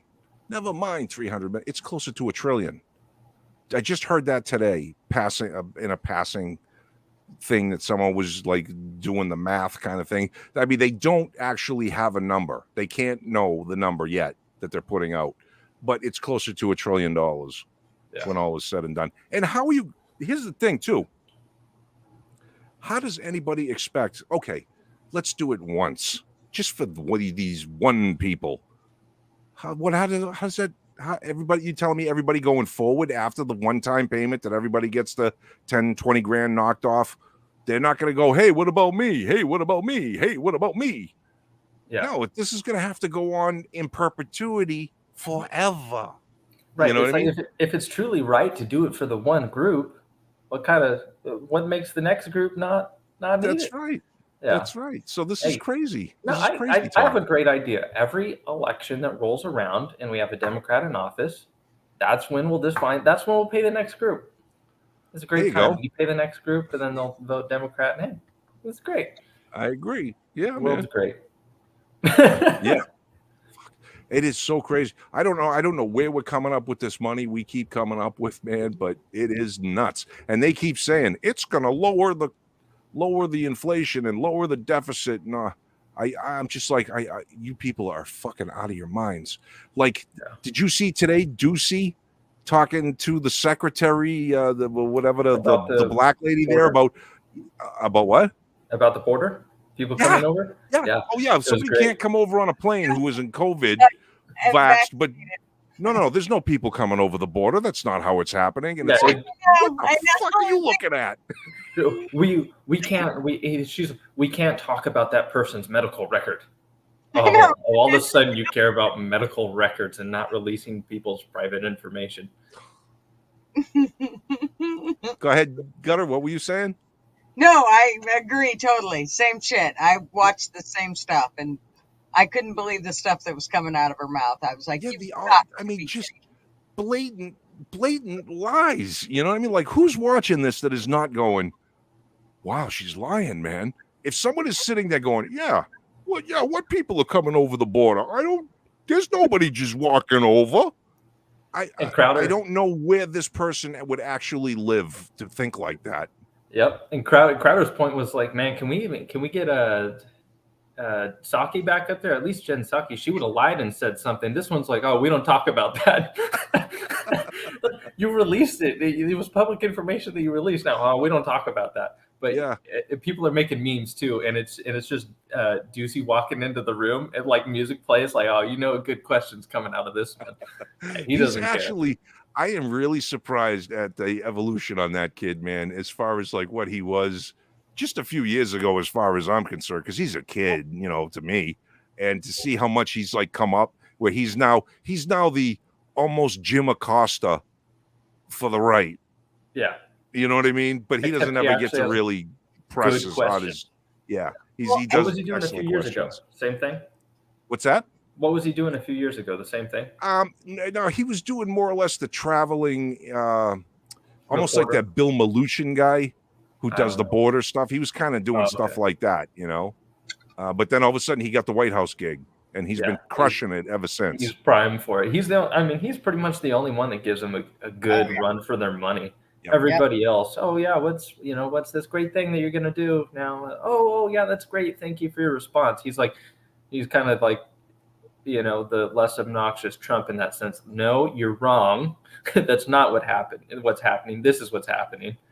But of course, the other news medias will just, not show that part of the question. They'll tune into their question. I always look at those other people's faces to the immediate right, left, front, and center that you can see in the picture when he's asking a question to see what their reaction is. And I can't believe how many of them are stone-faced. Some of them crack because they know that he's asking a great question and the person isn't answering or whatever. But most of them are just like, there's no read on what they're thinking about. Man, that's a fucking good question. And why aren't we getting the answer to that? You know what I mean? Yeah. They know they're on TV probably, and they know they'll be a part of a reaction video if anybody gets the chance. They got to play, oh, this is a dumb question. Why are you asking this? That's right. The world is all a stage, man, and they're all fucking players and actors. Yeah. It's crazy. I don't know. Why aren't you asking the question that they told you to ask? Yeah. Good old Biden. Oh, this one isn't on the list. He's done that. It's not even old. Like he keeps doing. They gave me a list. You're not on the list. Let's go to the person on the list. Yeah, I can't talk about that or I'll get in trouble. Kind of shit.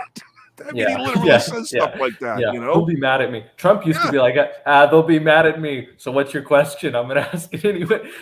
They'll be mad at me. I'm gonna go over here in a corner and stand. That's right. You're the leader of the free world, not a puppet.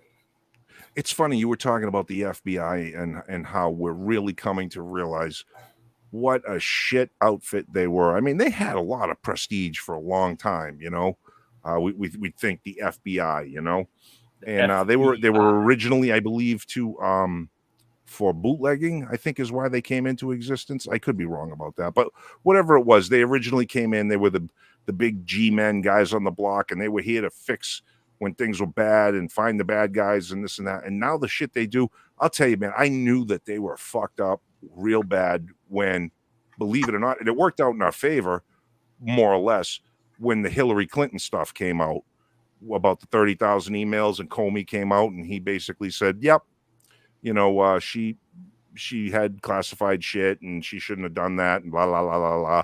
That helped flip the election for Trump. It did it with a lot of people. But I knew we were fucked as far as they were concerned when he said, and we're not going to be referring them to the DOJ because we don't see any intent. And we're not going to count it against her that she lied to us when everybody else gets pinched exactly for lying to the FBI. That's their big thing that they get everybody on, lying to them. Whether it's, what time was it when you said it was 7:55? No, it was 7:54. You lied. You know what I mean? Yeah. So that's when I really kind of took a look at the FBI and said, oh shit, we're in trouble with them. They're compromised. And turns out it's even worse. Yeah, and they come out today and FBI agents or whoever, FBI, don't be going to political events. We don't want to seem biased. How about you start prosecuting people equally, and then maybe we don't really care where you go to political That's events. right. Maybe if you just prosecute people equally, we'll think you're a little less biased. That's right. Yes. Rather than people that walked in a building and, I don't know, maybe had some basic vandalism, have been sitting in prison for a year while, people of serious crimes just get to walk free. That's right. And was the bias thing with the Hunter Biden, was there an FBI agent? Was it the FBI that retired today because he was extremely biased with the Hunter Biden fucking crap? I think I saw some news story come across. I didn't see it. Yeah. But yeah, it's so bad. That's why I keep saying the war's over, guys. It's over. You got to just figure out what you're going to do and when you're going to stop blasting people. When you're going to build your killdozer. When you're going to, you know what I mean? When you're going to do something, because that's what it's coming to. I'll leave some comments like that in videos. It'll just be some construction site, TikTok or something, and I'll be the person to break out the armor and the CCTV cameras, and then somebody else will be like, just make sure you reinforce the cooling system this time. Boom, yes. People get it. There's other people out there that are right on line with that. Yeah, man. I'm just waiting for Tony to get on. I see Tony still commenting, and he talks. He said he's going to come on after I did, me first, blah blah blah. Compete with your intellectual. Yeah, right. Yeah, Tony is a straight up dude, man, and I want to get him on here. That's my mission in life now. Get on here. Am I going to have to I've heard somewhere else? What's that? I said all I have to do is repeat what I've heard somewhere else. That's kind of what we do too, I mean, let's not kid ourselves. Yeah. Another issue Crowder was bringing up. Apparently, YouTube's rules have changed slightly on the jab of what you can say. I'm not exactly sure what that is, but he was a little more vocal today after getting banned for a while due to election stuff. But he was talking. So Gerald at the show a while back was talking specifically about his wife not only being pregnant but breastfeeding. And her job was going to fire her, essentially, if she got the jab. And now in UK, the CDC hasn't changed it yet. Give it a few more months. But in the UK, one of the vaccine companies or their, CDC-like website or whatever literally says, pregnant or breastfeeding women, don't take the vaccine. So it's like, a year, 2 years ago, year and a half ago, whenever it was, you could have been fired for it. Now we already have a country coming out and saying, don't do this. And they're even saying, what do they tell women when you're pregnant or breastfeeding? If in doubt, if there's not proof of taking this thing, even if it's a vitamin, whatever, don't do it. Yep. But you could have lost your job before, and people that were saying otherwise would have been silenced. Recently we have the Joe Rogan show where the tech robot alien dude came on and said, that the FBI came and said to censor stuff, and they did. They didn't censor it as much as Twitter did. They just mostly censored it. They let you they let you hit the share button. It might not have worked, but they let you click the button. Dude, I can't tell you how many times that has happened to me where I've hit the share or I've tried to send a link or something like, and it just doesn't go anywhere except right on my wall or whatever you call it, but it doesn't go anywhere else. I don't see it in my news feed going to anybody. Nobody comments on it. It just goes there to die. I don't know what the hell happens. It goes to your friends, it says. It what? It says it goes to your friends, but it doesn't. No. Your friends don't see it. No. You don't have it on your time feed. It's crazy. He says he needs you to say his name again, like, because he's touching his nipples. Oh my God. That's right. Get on video and touch your nipples. We'll watch. Yeah, man. It'll help bring up the ratings. Trust me. Yeah. Right. Make sure you take your shirt off before you hit that camera light. I was going to say, Austin will take his shirt off for you. I want to see Austin come on with no shirt, his plate carrier, and his cowboy hat, and a rope. A rope. A rope. Yeah, like a cowboy. How about a sling? How out of frame does it need to be? What if we Not at all. It needs to be right in frame, brother. You got to stand back. What if we call it an airsoft tool? This is a demonstration device. That's right. That's right. This is a pro. We'll just pull a what's his name? The movie star that shot somebody. Baldwin. Yeah. This is just a prop gun. Gun. It's fine. Prop gun. I didn't pull the trigger. Probably had a rock in it or something, right? Yeah, man. Yeah, he's not going to get in trouble either. I mean, it took them months to figure out. It took them months to go click, click, click, click. Okay, that's the only way this gun hammer goes back is pulling the trigger. Fucking months. Yeah.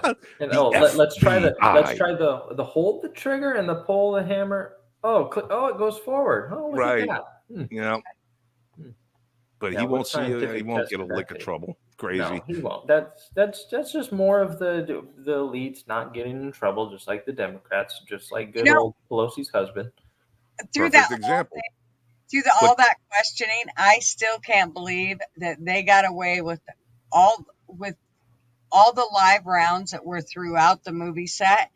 And they had talked about how there was live rounds everywhere, on the weapons cart, over in one of the sets, over in her rig, over in somebody else's rig, in her pockets, in somebody else's pockets. I mean, them fucking live rounds were everywhere. Live on a set. How do they end up on a movie set to begin with? Because they were using the guns like fucking yahoos when no one was looking. Woo! They were shooting targets and cans and shit. I'm telling you, they were. They absolutely were. They had to have been. Why else would those live rounds been there? That's right. They wouldn't have been. There would have been absolutely no need for them. Crazy. I left a comment in one of Rick's videos when he was doing one of the Baldwin interviews too. Baldwin uses touched and pulled the trigger as two interchangeable things. I left a comment something along the lines of, I can touch the trigger all day. I can touch it. It's not going to go off. There's a difference between, like, when you don't get on a gun channel and hear somebody say, I touched the trigger. I touch the trigger smoothly and you'll shoot back. No, pull the trigger, press the trigger, not touch it. Squeeze the trigger, right. Touch. Pull. Touch. Touchy.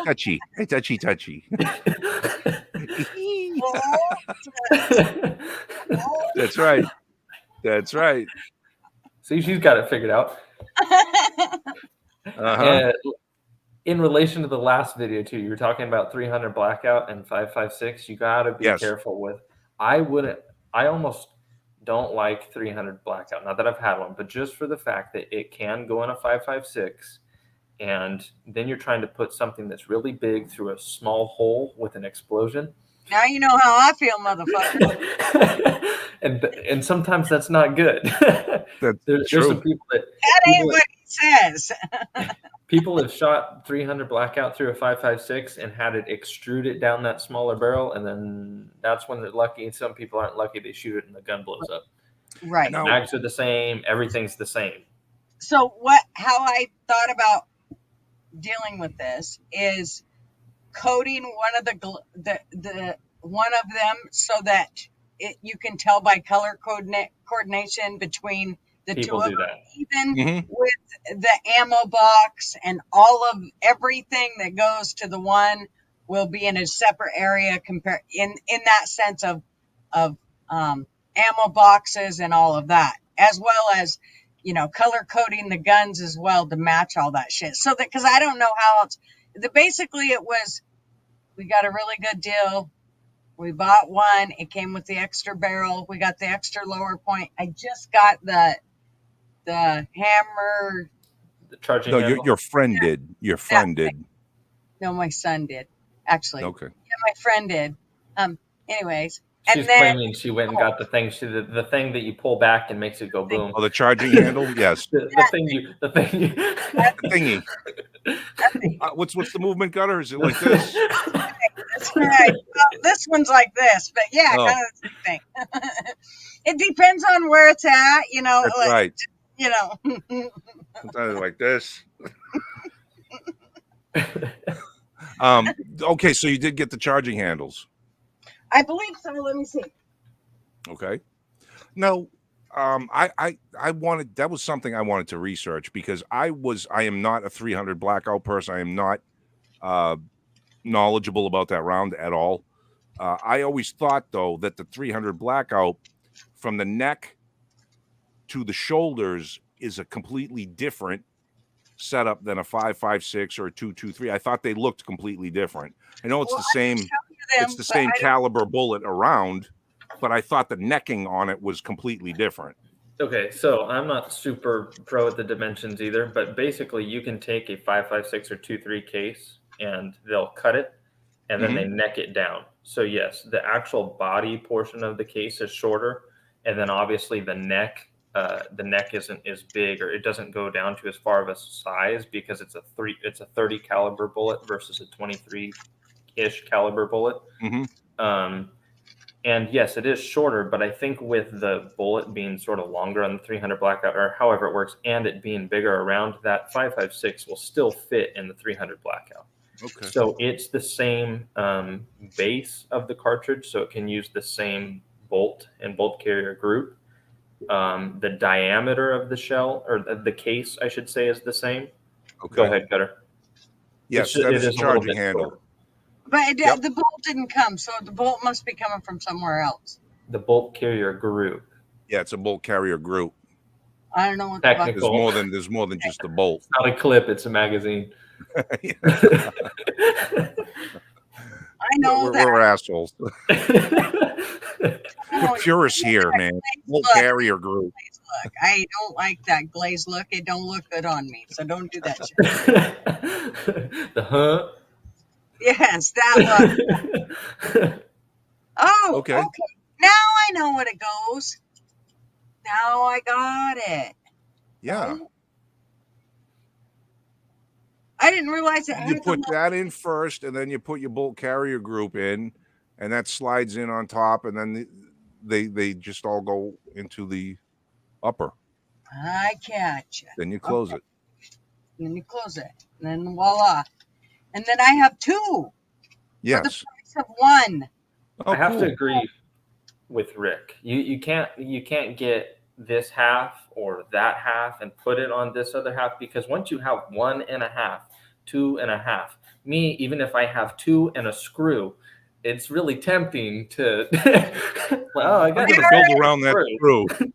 When I bought the 1.5, I bought the lower at the same time. So it all came together. I got my 1.5 and my lower all at once, brought it home, and now all I need is the whatever the fuck you said and this thing. Yeah. The bolt carrier, yes. Yeah. And I'm good to go. Just put it down and back. But he's saying, like he's saying though, you're going to slap it together, and you're going to have one full working weapon, and then you're going to have a half another one over here that doesn't do anything unless you get a whole nother lower. I already got the lower. She got 2 lowers. You got 2 did what lowers everybody and 2 does. barrels. She completed it. Oh, I got you. Yeah. Okay. Yeah. Well, you're I awesome. got 2, bitch.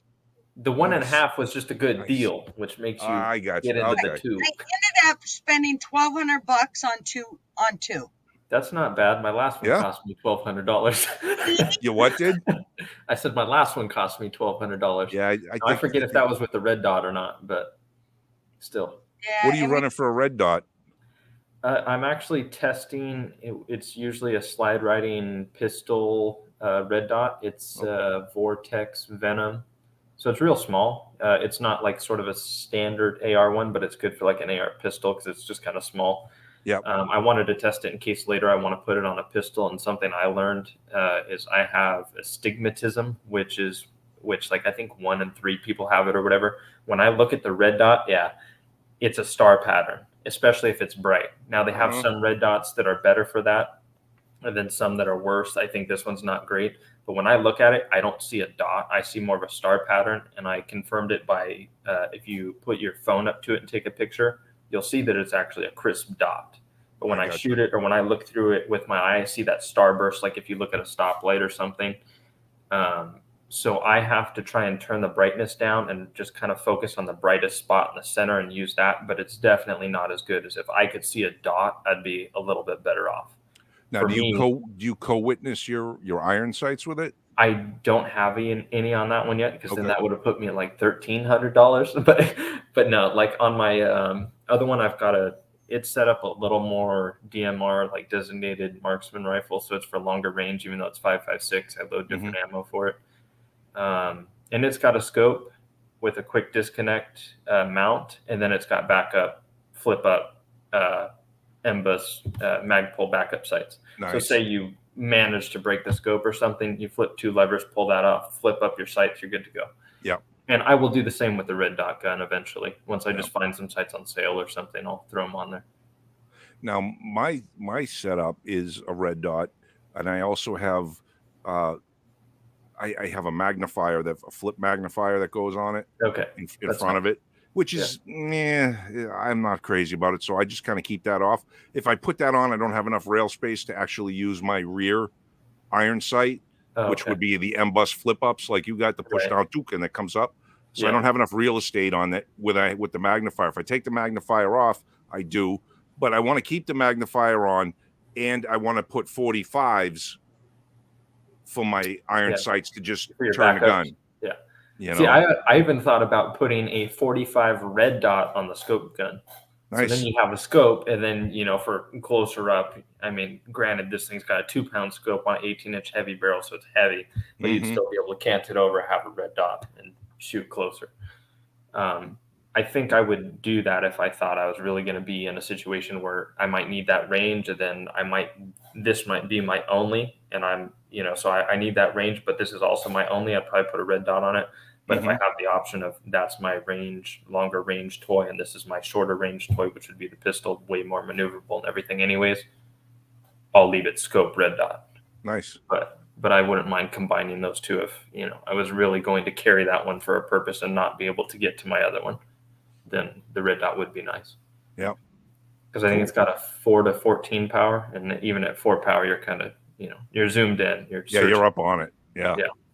Yeah. Nice. Now, what are you running for a stock on it? So my longer one has a Magpul. I forget what it is, but it's sort of the biggest kind of Magpul stock you can get that's still adjustable, but then has a bit of a cheek well to it. Yep. And then for my other one, I got a SB3 like brace. It kind of annoyed me because I went on Amazon and I bought a knockoff one. But the deal with the knockoff one was other people had got them. It said SBA3 on the back. It looked like they were rejects or something. The one I got was crap. And I go to message the seller. I'm like, hey, this isn't what, you're selling. And like, I kind of knew what I was getting into, but also when one guy buys it or they have somebody review it and say, oh, look, it's just like the original, then I buy something and it's totally not. And the strap was like melted and screwed up already. I'm like, it's kind of screwed up. This isn't what you were saying you're selling.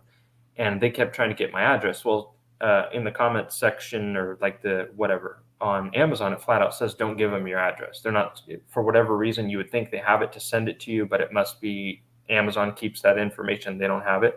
So I reported them. I said, this person keeps trying to get my address, just on a reported thing. Well, Amazon refunded me my money. I don't have to return it. And that's that. So I'm like, I kind of like the knockoff one better now. It does the job. Mm-hmm. But yeah, so it's just a brace on that Okay, one. I could take cool. it off and have nothing. As soon as you put a stock on it, it's illegal, even though it serves the same function. I know, right? So, So but I stupid. mean, yeah, Yeah, but yeah. that's what I have on it. Cool. Other than You that, have any bigger caliber tools? Yeah. cool. Recently, I got a 6.5 because it was Creedmoor? on sale. Yeah, it was on Nice. sale at Bass Pro during the holidays for, I think it was like $275 out the door for a bolt gun. Now, who So makes that one? Savage. It's a Okay. Savage Axis 2 with an adjustable trigger down to 1.5 pounds, so it's real light Wow. compared to other guns. So it's not bad. Yeah, for yeah. the price. Came with a sucky scope on it, a 3 to 9 Bushnell, not Burst, whatever, some cheap brand. Yeah. I know. Yeah. Can it, but I'm leaving it on there for now. I want to shoot it at least like 600 yards or something, try and get some hits with it. Then I'll put a real scope on it. I already Very lapped nice. the rings and everything, so they're all straight, put a different rail on it, but I don't even think it has enough adjustment because I put a canted rail on it for longer range, and I don't think that scope will even adjust enough to allow for that. But I I'm like, gotcha. I'll run that for now just to try and get some hits and say, oh yeah, the $275 package plus a rail and some hand work on it got me, out to this far. Then I'll can Wow. it, do something real Yeah. with it. 600 yards. That's out there. Yeah, there's a range here that's a mile, so well past I think 1,200 or something. Yeah, so I want to get out there, but it's been super hot. Dude, I know. I went out with a 308 FAL that I have, and it was, I don't know, probably 90 degrees. This was a couple years ago, and I had my ammo can with all my ammo in it, and it wasn't in the sun, but it was still wicked hot. And I was at the range all day. I started out at the pistols, and then I went to the range and went through all my guns there, my rifles, and I got to that 308, man, and I popped the first one into battery, got behind it, took a shot, and the whole fucking gun exploded. And I don't know. I bought some reloads from. I know. I bought some reloads from, but it was a reputable reload guy who was always at the gun market all the time, and people always said his stuff was great. And I had shot his stuff before and never had a problem. So I don't know whether I got a super hot load. I don't know what the hell happened, but yeah. No, this thing like blew up in my face. Yeah, you're lucky you didn't get that hot load all over your face. Yeah. I thought my immediate reaction was when it went off, I stood up and the people in the range next to me, I looked at them. I said, do I still have a face? Because I had all little metal pock marks and shit and burn marks on my face. And it blew the gun up in the air about 3 feet. The mag came out. It stripped bullets out of other casings. 3 bullets down. Matter of fact, hold on. Oh shit! Am I gonna have to ban Yank? I was gonna say Yank's about to get banned. Look at this is a steel magazine. Look at what it did. It blew it oval. It exploded so hard. It blew it over. This is the top of the mag. This is the bottom.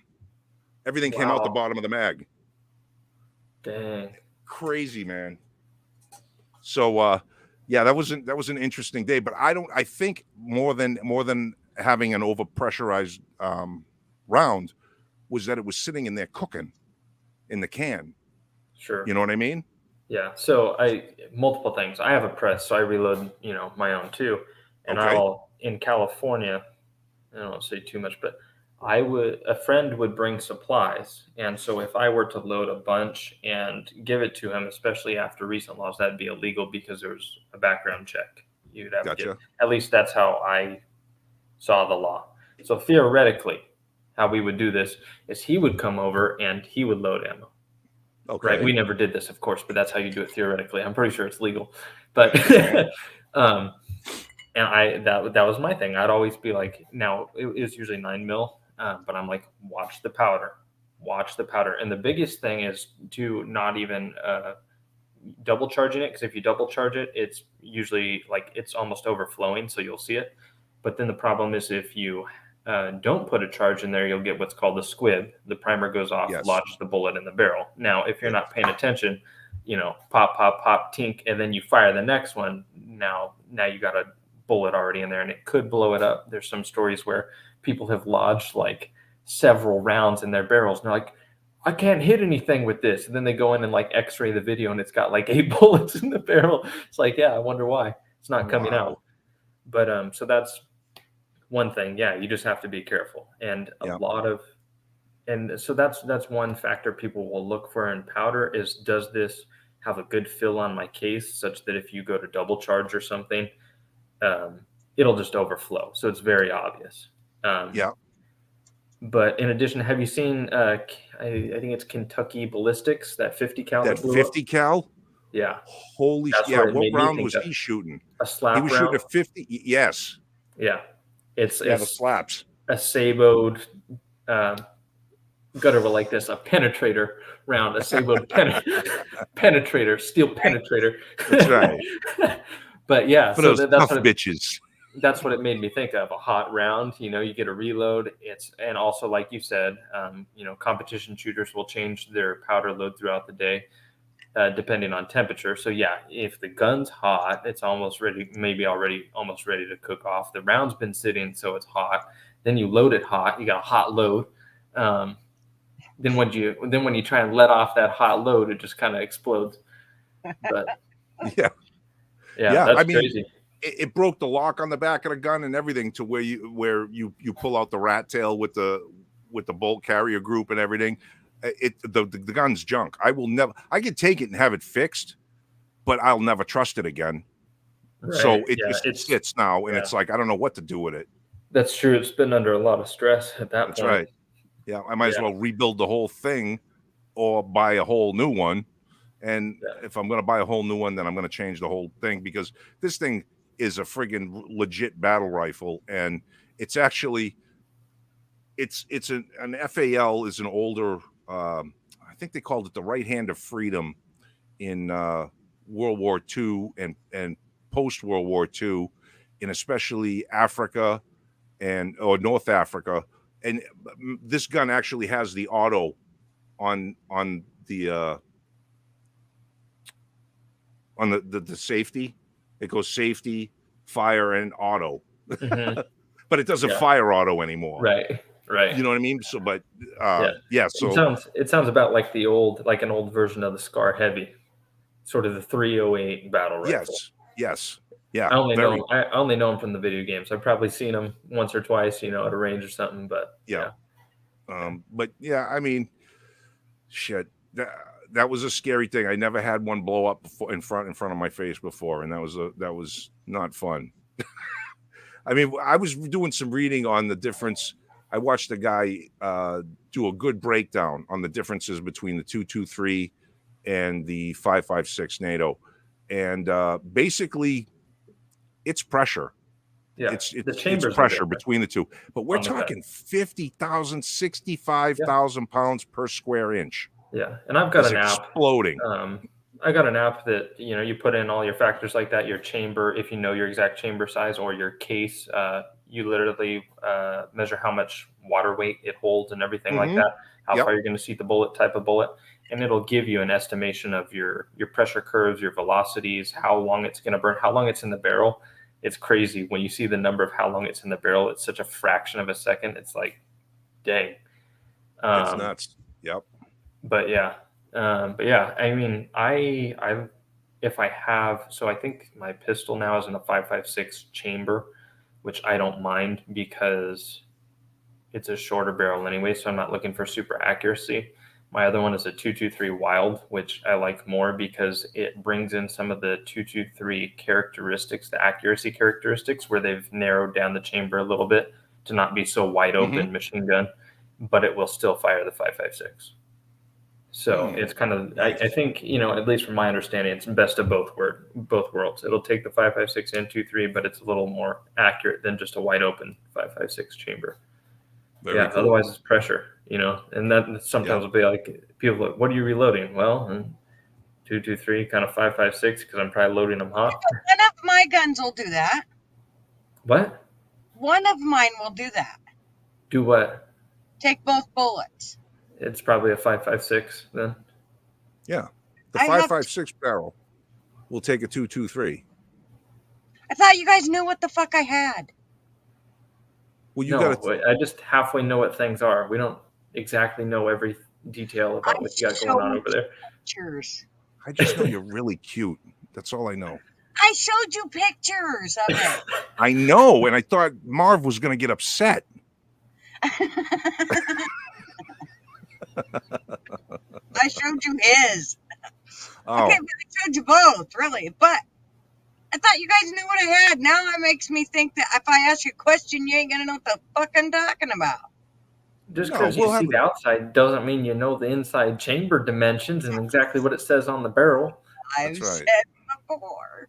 Just because you know the outside, don't know. that's true.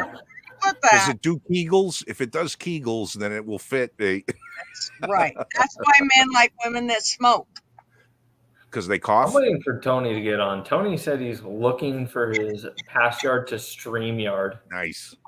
He's looking for what? His password to StreamYard. I don't know how much I believe him on that. No, I don't believe him. We don't need a password to get on here, man. Tony. You just got to get on the link. Last Like a time he chick. couldn't. Last time or the time before he couldn't find the link. Now he Yeah, I just know. He's just making password. excuses. And Yeah. once we can stay covered up, we don't have to see you. You can just talk and we can hear your voice. I Maybe you know. got a sexy voice or Yeah, something. we just want to hear you for a little while, man. That's Maybe that's right. what it is. I mean, hey, maybe he's got a stutter. It could be something like that. I mean, we never really know, and I don't really want to push somebody if he's uncomfortable coming on and whatever. That's fine because I enjoy his company Yeah, in the this chat. ain't no snowflake tent. Get your motherfucking ass on here. Yank just made a safe space. I did. I pushed it out of the way. That's so nice. That's so nice of you. How I try to be sweet. accommodating. What a big teddy bear. I am. I'm a nice guy. Hold on. What? Hold on. Holy shit! You got to be kidding me. Hold, please. Holding on. Please Device hold. is not connected. Why isn't it What are connected? we holding on to? You got this. You can do it. Oh, you're so close. You're like almost there, buddy. Come Do on, it. Black Sheep. Come on, buddy. Try it again. Try it again. Hit the Pull it link. Pull in and out. And that should help.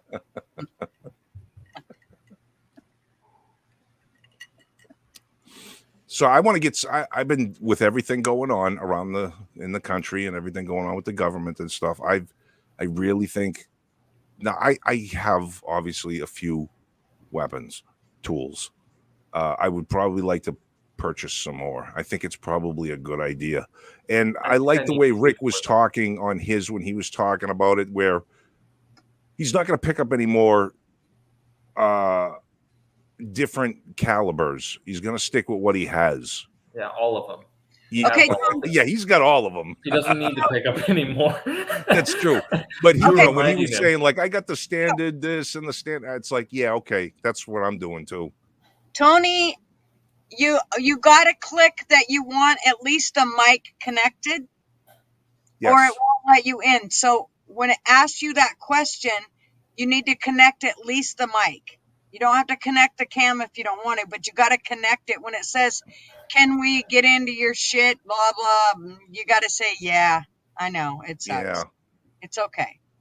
I feel like Tony's been on before, a long time ago. I don't know.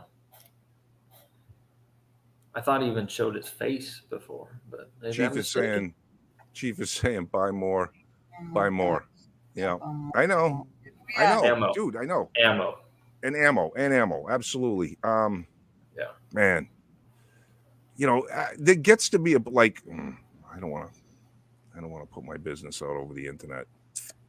There comes to a point where storage becomes a pain in the ass. It really does. I mean, you could do the, oh, this is hidden under that towel and that's over there, and all these little nooks and crannies and shit.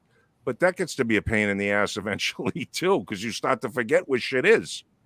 You have to believe it or not, So yeah, and not even the tools in their food, but just the stuff to go with them. Oh, this little speed loader, that little attachment. And then you got parts over here and parts over there. Then when it's time to go to range day, it's like, well, now everything's not in one place. That's why every guy just needs a good old gun room or a bunker. Yeah, there Yes. you go. Exactly. Yep. And you know, man, I couldn't imagine having to live in one of these states where it's, well, you need to have a gun safe, and every safe needs to have a lock, and every gun needs to lock, and the bullets go in a separate safe in another room down the hall. And you know, it's, oh my God. Not only that. Yeah, go ahead. Think of it. I got a friend coming to visit this weekend, and he's flying with one. Okay. But to purchase ammo in California, you got to do a background check. You can't bring it in from out of state. I think it's questionable. People literally question if they can leave the state with ammo they purchased there as a resident there, go participate in an activity somewhere else, and then come back into the state with the ammo that they bought there under a background check and everything. Me, as somebody that's going to go back over there, not flying. I'm going to drive during the holiday season. I'm probably going to go with everything that was completely legal there before. I don't know if I can even bring it with ammo, technically. Now, I think they were talking about some 50 round thing for hunters leaving the state. You come back with 50. But it's like, it gets to a point where it's like your rules are so strict and I can't even understand them. So I'm not going to try to. Yep. And that's the purpose. That two purposes: to make it so you don't even try, or if you do try, you get hemmed up and they take away your rights or whatever. You know what I mean? So Yep. Well, yeah. I mean, Go ahead, Gutter. What? They don't even know all the laws to be able to hold you accountable for them. I mean, shit, half the time we know more of the laws than they do. Well, yeah, because you got to. If you don't, you know, you get hemmed up. I mean, it's crazy. I figure when I was gonna rent an RV and drive from here back up to New Hampshire and spend like a couple weeks, me and the missus. This was a few years ago. It fell through. We didn't wind up going, but I had to go looking at every state between here and New Hampshire to figure out how the fuck I was going to get there with these guns. Because I was going to go, obviously, bring some guns with me because I got friends in New Hampshire and we were going to go shooting. Plus, I'm not going anywhere unarmed, right? So there's like places where I got to put them in the trunk. I got to have the ammo over here. I got to have it unloaded. I can't have it, or I can't drive through that state at all. You know what I mean? Like, or I can't go through New York City at all, or New Jersey at all. A mag round limit that gets you. You know, that's you can't go there at all. What are you going to do? Destroy them to drive through the state? And what kills me is I went through a fucking federal background check. The feds say it's okay for me to have a fucking gun. So why should some? I mean, I believe in state supremacy. I do believe in that. So I guess it's okay that states make laws that supersede Fed. I believe that should the way it should be. But it's a pain in the ass when I'm exercising my God-given right, and I got both the feds and the states making it impossible for me to do either. So, what a pain in the ass. Yeah. That's I'm going to be flying to Florida like mid-September, and I'm flying into Orlando, but I'm headed over to Melbourne. I have a friend that bought a house over there. Okay. But I'm looking at flights, and then there's some with a stop, you know, so like leaving that Sunday, that weekend that I'm going, another friend that's coming here from California is going to be going over there too. And I want to leave. I was looking at the latest flight. And I'm like, oh, there's some later flights that maybe have a stop. Let me see if one of these is reasonable. Not only do you have to go look and see if it's reasonable, if you can make those times, if it makes sense, you got to look and see if you can land in that state and bring your checked bag because it's got something in it that might be illegal in that stop. And you're not even trying to go there. It's a layover. You're going to go in the airport. You're going to walk around with your bag. Then you're going to get back on a plane and leave. But that's another, that's another way that they could possibly get you. Then people bring up the point of what happens if my plane gets diverted and I go somewhere I didn't intend on going? Am I now committing a crime? That's right. You know, and some people will say, well, don't take possession of your bag. Well, now you got to tell the airline, look, you got to get my, bag on that plane, or you have to be the protector of my bag until tomorrow when I can get another flight. Or Really? I'm trying to think. Last time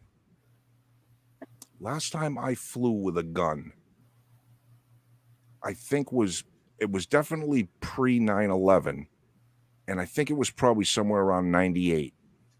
And I went from New Hampshire to Colorado. And I think what I had to do was I had to buy a locked case with a lock and a key, and unloaded, mag and gun in the case, give it to the person at the fucking check-in, and I think they put it with the pilot. I think the pilot had possession of it with the key. No, I had the key, but they had the gun. I didn't even have it in my bag. Not that they had separate. Interesting. Yeah, so I did the flight, and I was thinking on the flight, like, I've lost bags before. You know what I mean? Yeah. Well, the thing didn't go where I went somehow, but no, it wound up because it went with the pilot, so it definitely landed where I went, and I had my gun in Colorado, and then the same thing on the way back. So that was, I think that was 98. Now, Everything's changed after that. Marvin is an airplane mechanic. He works for Horizon Airlines, and he goes all over fixing aircraft when they break down. He's called the AOG crew.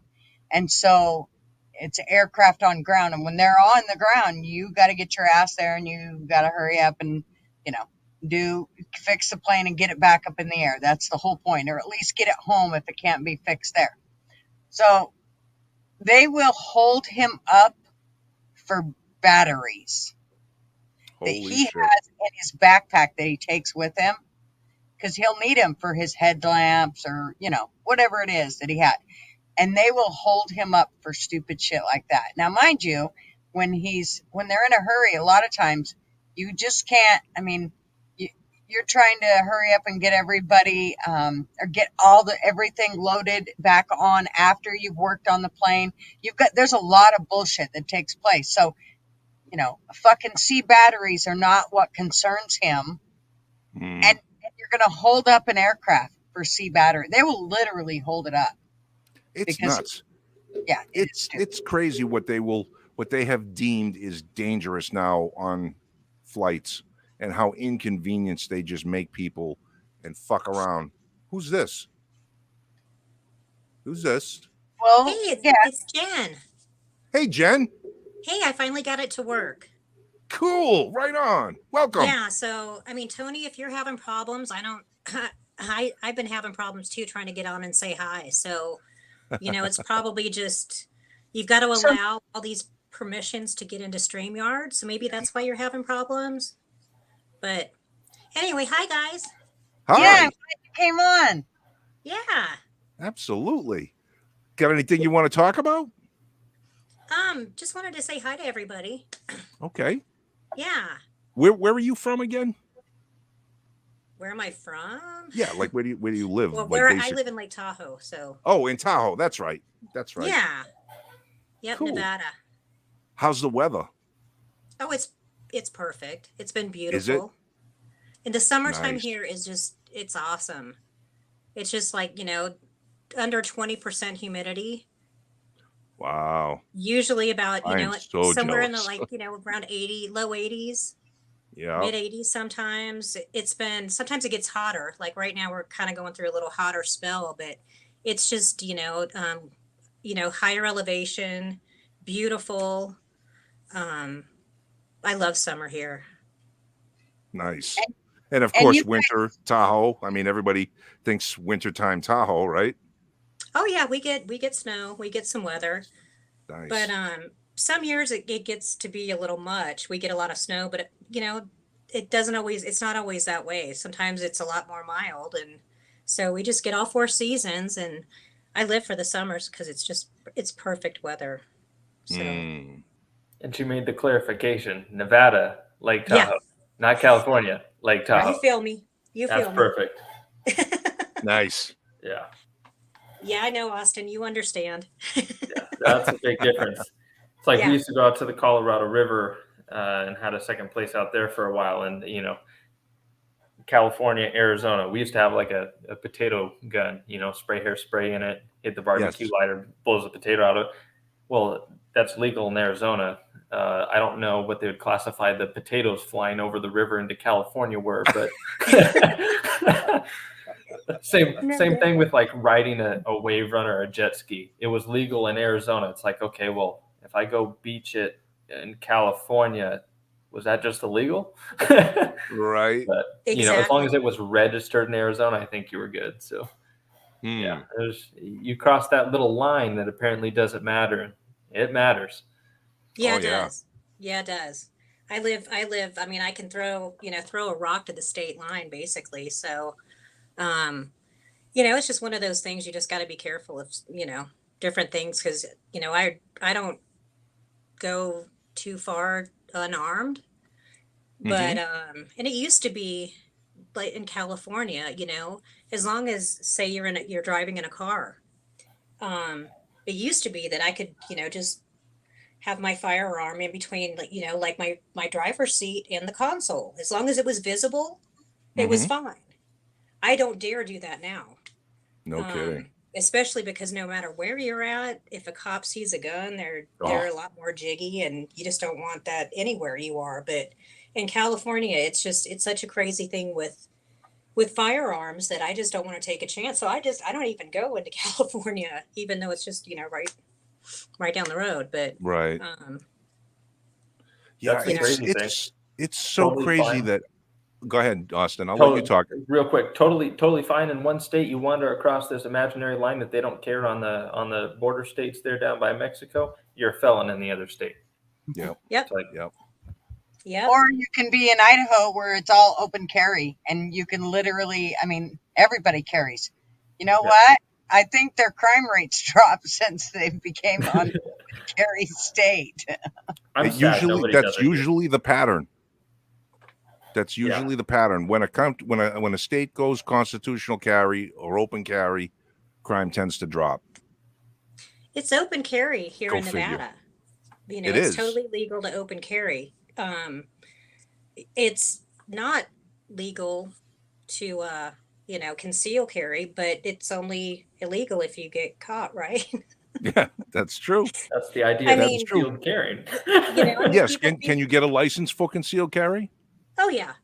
Okay. Yeah. But I don't ask anybody for permission to do what I have a natural right to do. I mean, I have a natural right to defend myself, and I don't feel the need to register with anybody and ask for permission because it's the way it is. And thank goodness, I mean, ever since I became an adult, I've been, armed. I learned, I was trained, I've had a lot of training, practice off and that type of thing. I'm a responsible person. And I haven't had any problems. I mean, I'm over the age of 50 now, and, that's a long time to be walking around and, head on a swivel and wanting to keep things safe. And thank goodness I've never had to, defend myself or anybody else that way. Yeah. But, and it hasn't. But for sure, I'm not going to ask permission or, at this point in my life, and as a matter of fact, I can talk to police officers kind of like from a mother standpoint, which I've done because there's been a couple situations where I've come across some law enforcement. Just, one night I was in at my place of business, and the business is kind of like long ways from the highway. So when you go and enter into the driveway, it goes long ways back. Mm-hmm. And there's kind of like a point to where the parking lot narrows and then it broadens again. And right where it narrows, there were two police officers, two patrol units that had their lights on me. It was after dark. So they bottlenecked me in. I could not get out if I wanted to out of the driveway. And of course, they have their brights on you, so you can't see who it is. But there was not only the driver door that opened, but the passenger door that opened, and on one of the vehicles, one of the rear doors opened. And I'm like, whoa, this is how it's going to go. Okay. All right. And so I'm sitting there, and I've got my firearm in my purse at this point. Yep. And I'm backed into this, I'm in front of my place of business, doing what I'm supposed to be doing. Yeah, it's after dark. It's like 8:00 at night. Big deal. And so all of a sudden I see these guys approaching me and I'm like, okay, all right. And then I started to notice where they had some equipment on and stuff like that. And I'm like, okay, they're police officers. And they show up, they get around my car. One of them starts yelling, open the door, roll down the window. And they start shining a flashlight in my car. Mm. And I just just gently open my driver door. And I'm like, young man, please don't shine your light in my car. And he was like, what? And it catches him off guard. And I'm like, at this age, I can get away with it now, right? So I just start talking to him. And so I just said, I just want you to know that you never approach a lady after dark like this. And I said, come here. And I had all of them come over to the driver's side of my car and look at my perspective and take a look at the situation from my point of view. And I said, you guys know better. You've been raised well, haven't you? Didn't your mother teach you never approach a lady at dark? I said, but you see that you've boxed me into a corner here. You're lucky I'm not one of those women. Ha ha ha.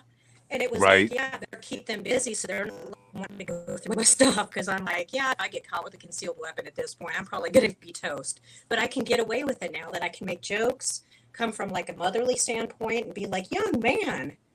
It's funny, but it does come in handy. Yeah. But, yeah. I mean, it's a sad thing. Just the fact that you could have been 100% completely in the right in so many situations, even against, never mind the police, let's say a bad guy. And you have to face the whole justice system giving you the hairy eyeball as to whether you should have done what you needed to do to protect yourself, God forbid, in a situation. It is super scary nowadays, where I think about things like carrying that extra insurance, the umbrella insurance, the gun insurance stuff, because you never know what could happen inside the house once you're inside. There's a lot of crazy people out there. Yeah. And God forbid you have to do something, and now you're the bad guy because you just didn't let them take advantage of you. It's true. Yeah. It's true. And that the legalities, have been something that I've thought about for a long time on many different topics, many different areas and aspects in life. And so I decided to delve into it some years ago. And it's after years of learning that I think I finally have come into some knowledge of how to protect myself as a member of mankind. Men and women are what we are. Mm-hmm. And when it comes to protecting yourself from, especially, the way things are going down legally anymore, you're just, it's this law, that law, you got to be afraid, you got to be fearful and stuff. And I've really just in this, like over the summer, really all of that knowledge, and learning that I've done kind of all came together, and I went, I get it now. I think I really understand how any one of us can take a stand legally and on the right side of it pretty easily. It was there all the time in front of me. I just didn't recognize it. And I went, I think I see the key to all of this. And so I'm not fearful anymore. I'm not afraid. I'm actually walking the talk right now. We'll see how that goes. I'll let you guys know how that goes.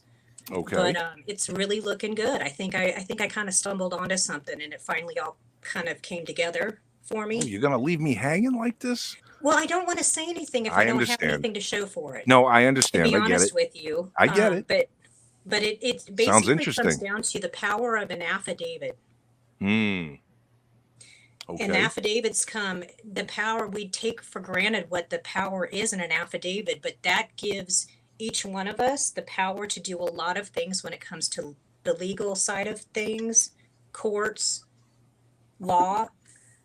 An affidavit can be very powerful, and it's just a matter of just figuring out, how to use the affidavit to your advantage. But it's beautiful, and I'm doing that, and it's working so far.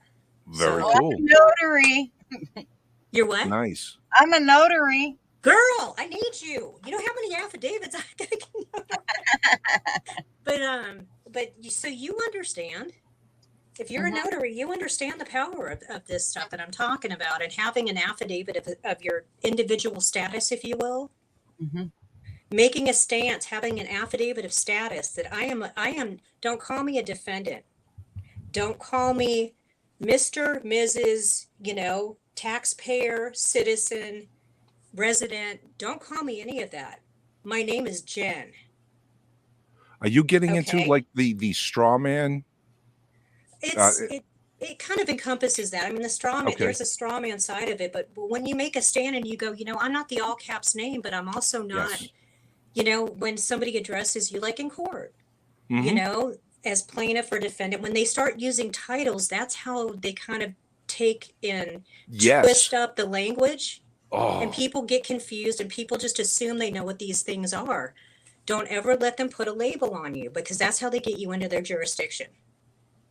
As soon as you answer to, it's not even the straw man game. It's just defendant or Mr. or Mrs. or, citizen or person. It's like, no, I'm a woman. My name is Jen, and here's my last name. Very cool. And I'm Well, here you're keeping your power by defining yourself and not allowing them to do it for you, for the sake of usually it's the state trying to persecute you in doing so.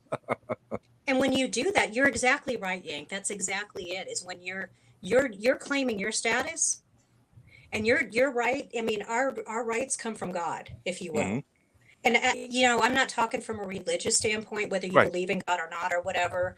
But Just your existence. Whatever our Creator did, He created whatever created all of us. We have rights as individuals that come from our Creator.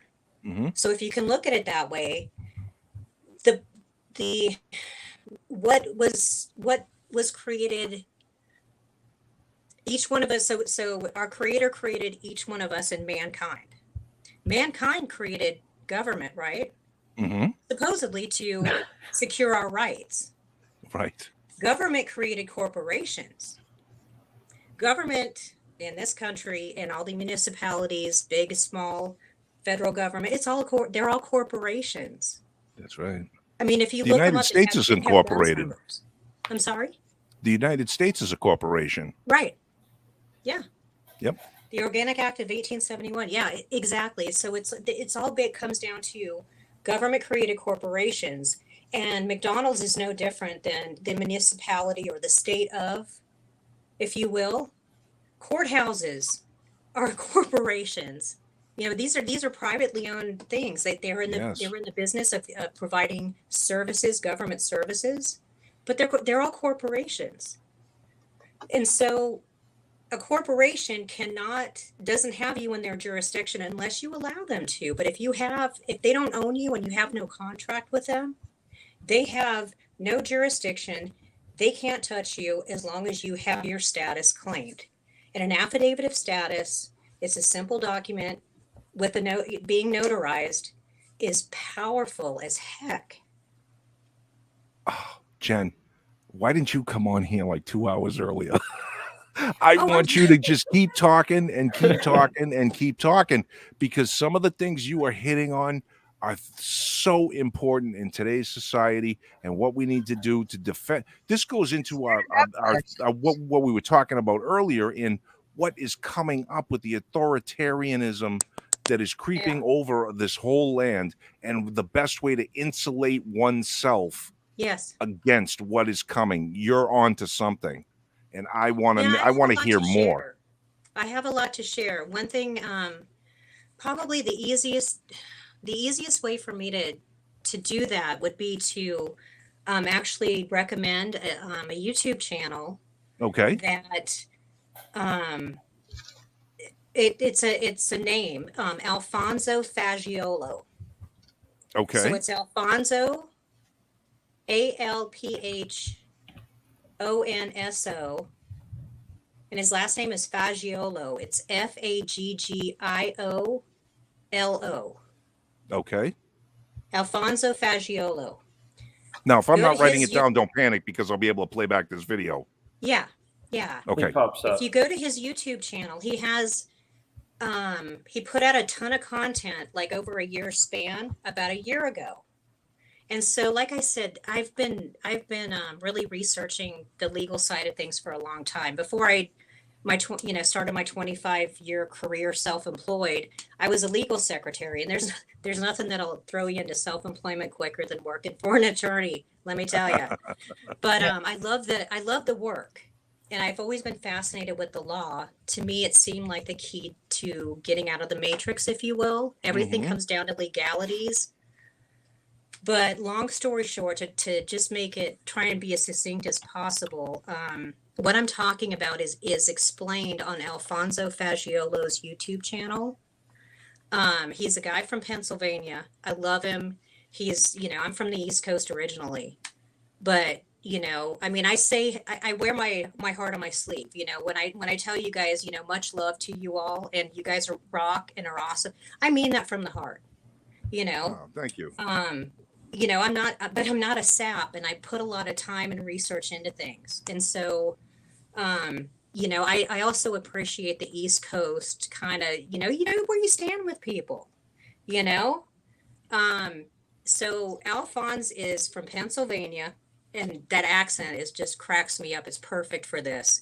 The way he explains things I think you guys would get a kick out of him. He's no nonsense, but he puts legal things he calls it the Barney Rubble, the simplest of terms.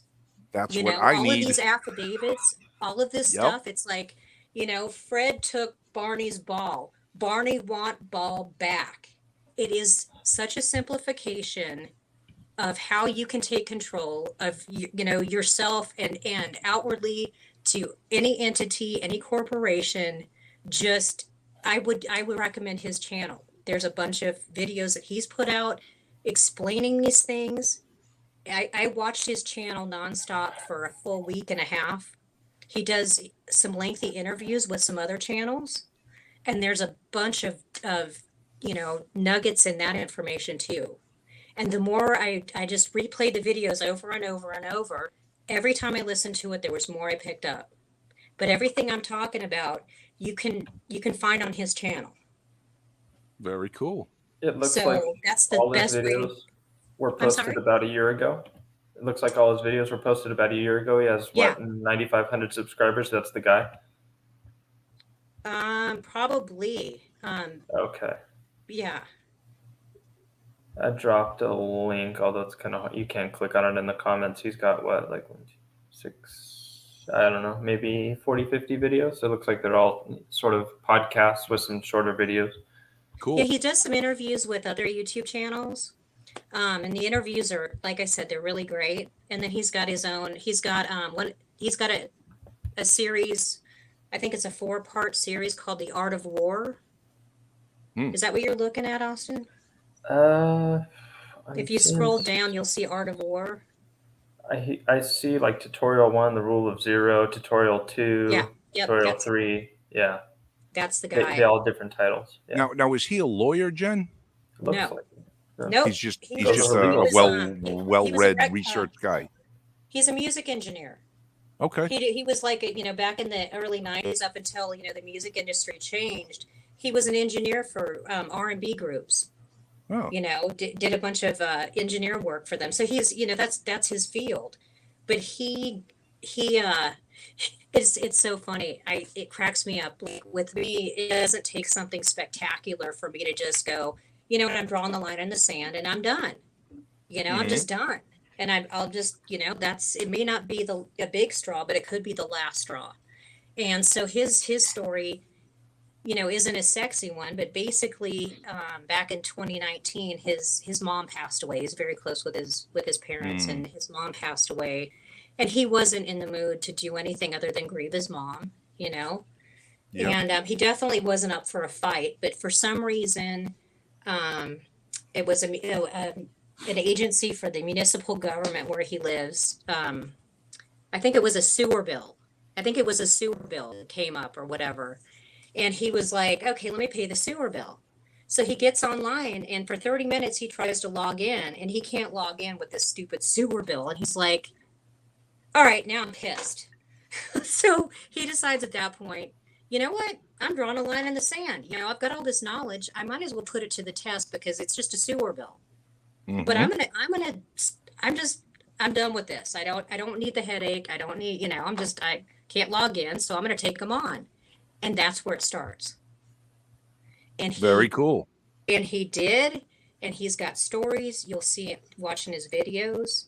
He explains how, I mean, he doesn't, he got at it, I've always had a problem with mortgages and owning property in a home because if you don't pay your property taxes, you can pay off your mortgage, but you still don't own shit, right? That's right. Because They'll they can take take it away from.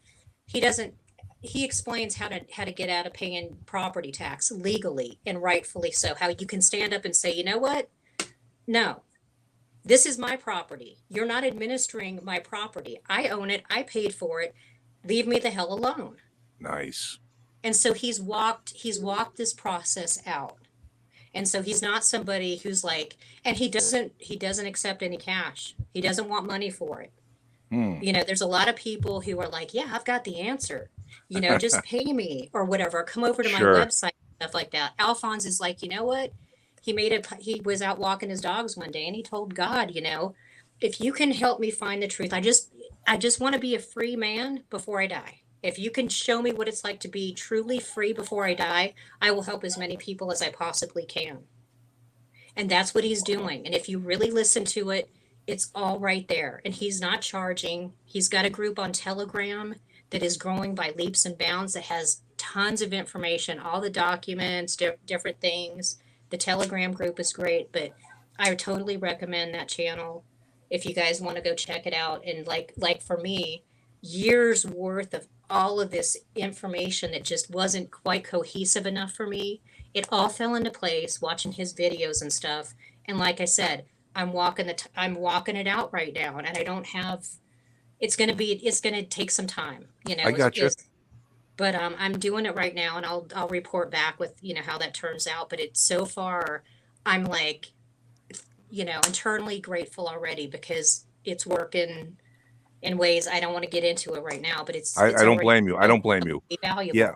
It sounds really interesting. And I am so glad you're sharing it because that's the kind of stuff that we need to all hear. Yeah. Let me ask you a question. Would he get into any of the things such as like the gold fringed American flag and the meaning of that and admiralty laws? And he talks about this stuff, but what's amazing to me is, I'm really familiar with all of that stuff too, about the different flags and the administrative courts and the Article 1 versus Article 3.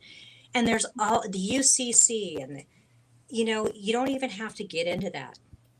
It's like all of that stuff that I spent so much time learning about, it is so simplified. It's like, no, it basically boils down to, I am a woman or, woman or a man, mankind, basically saying that I'm a man that also includes women. So taking a stance and saying this is my status. God, my creator created me. My rights come from my creator. I created government. Therefore, it should be serving me. Right. It's true. Yeah. And the only way that government can interact with anybody, and I've learned this, I mean, I've researched this over and over again, is if you give them jurisdiction, period. Nothing even needs to go into a courtroom because for any case to be heard, for any matter to even really be filed, jurisdiction has to be established. And that is jurisdiction over the person, over the subject matter. Okay. Like I said, unless I have a contract with you or you own me, and slavery's been outlawed, supposedly anyway. Supposedly. But seriously, nobody owns anybody else. Okay. Right. Legally. So unless, I have contract with you, and if you know anything about contract law, there are 5 basic elements that have to be met to make a contract, an actual contract, to make it all legal. Any one of those elements that's not met, it's not a contract. Nobody can be held to it. So when they talk about all these invisible contracts, You know, if you get a driver's license, you know, there you got this contract. It's an, unilateral contract or whatever, and that comes with all these, conferred right or conferred, contracts of this and that and the other. You're giving up this and that. BS. No, it's not. We think that is, and I used to think that, gosh, there's all this stuff. Maybe I need to give up my, my U.S. citizenship and not be a resident or a citizen and all that. You don't have to do any of that. You can still have a driver's license. You decide as a man or a woman. We all get to decide for ourselves when we want to interact with these people and when we don't. That is powerful. And it all comes down to affidavits. We invite them into our lives. They don't invite us. They have no jurisdiction over us. It's beautiful. I know this may sound like, like it's just, bullshit. No, but it's really not. It's not. It's not. You can It's decide not. But for it yourself. goes against the way we've all been fed and brainwashed and Programmed. told. Yeah, exactly. So this is going against the internal narrative that used to be external, but we've internalized it. So now we have to fight that off and start to understand things in a different way. This is fascinating conversational stuff and I am so interested in hearing about, and I'm also interested in hearing about your own personal thing when that comes to fruition as to how that's going to work out. And I'm happy to share. I'm happy to share this stuff with anybody. I mean, I'm really glad you came on. I want people to win. I want us all to win because I think we all can. Mm-hmm. I'm still a true believer in mankind and the nature of man. I think that there's way more goodness than there is evil still. And I know it doesn't seem like it, especially when you get into the political arena, left versus right and this and that and the other and all the craziness and the inversion and the twisted crazy stuff. But I think, inherent in every man's heart, I think that there's way more good in this world than bad. I think, the bad gets focused on. It's human nature. We remember the negative more than the positive. Yes, I I'll try agree and with bring that. a lot of positive to the table. Just in my own life, my own definition of who I am and how I behave and the level that I set for myself. Gutter and I have one hell of a great time over on Rick's channel, but neither one of us mean anybody any harm. Right. Gutter's been married since, dirt was discovered, and I've been in a relationship almost as long. We're harmless. We have a good time. We love to see Rick blush. We're full of shit. We have a good time. We have great senses of humor. I wear my heart on my sleeve. I still have a lot of faith in mankind. I still don't think that we're losing the war. I think that I truly believe that we will overcome this evil in the world. I really do. Do you really? You do. hold that much positivity, huh? I do. Wow. I think we're gonna. I'm seeing a lot of positive things, and I think that with what I've kind of come across this summer, it's so powerful and it's so simple. It doesn't cost much money. I mean, it costs, getting something notarized, big deal, $10 or whatever. And you can take your power back. I can't tell you guys. I mean, I truly mean this. The situation that, kind of came my way in June. I had some, kind of got broadsided by something, and I was like, you know what? Screw this. I'm just, bring it on. I'm done. I've got to make a stand here. I'm choosing to make a stand, but I've got to figure out what I'm gonna do about this. And then all this information came my way. It's a long story. I'll save you guys that. But I felt so empowered within a couple of weeks where all this information, everything kind of culminated. And Alphonse, his channel really gave that to me and made it all just kind of come together at the perfect time. It's almost like a destiny kind of thing, kismet. Yeah, it was like synchronicity, if you will, or cool. It was extremely powerful on many levels, but it just has given me so much the feeling of security, a feeling of fearlessness. I mean, like I've never seen, like, from where I stand, having a strategy with an outcome that I desire and a goal that I desire, I see it all the way through because this is so simple. It's so easy to do. And the tools are there, the knowledge, it's not that hard to understand. It's Barney Rubble. Seriously, listen to Alphonse as a kick in the pants. You guys will love him.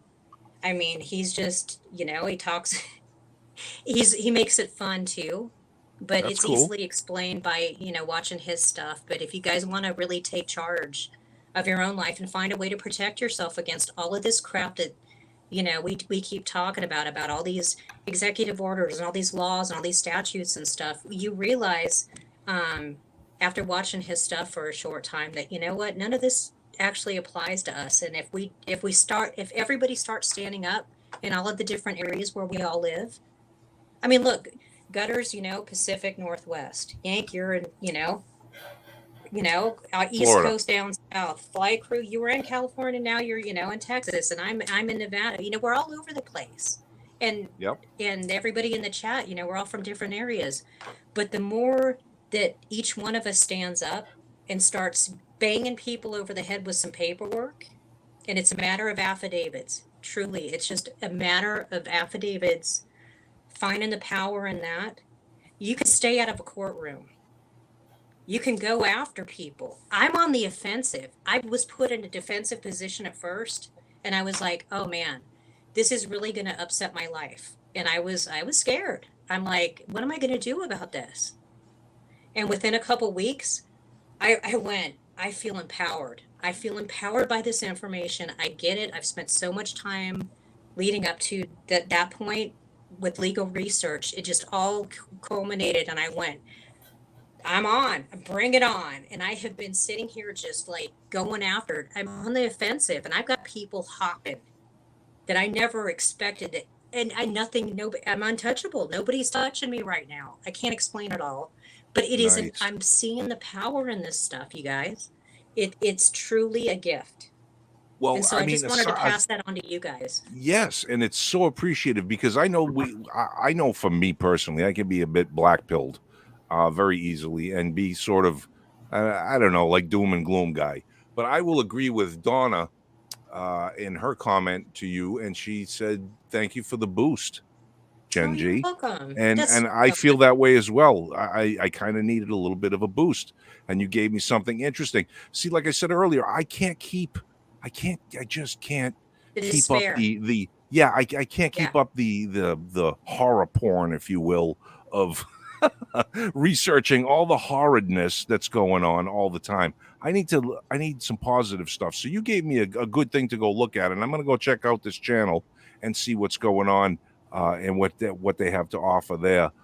It sounds very interesting. I hope you come on more and share with us as you progress in your endeavor of whatever it is you're undertaking at the moment, because I have a feeling it's fascinating what you're dealing with. It's I got tired of, I don't know, it's just what most of us are dealing with on different levels, in any one of our lives. It's just dealing with corporations.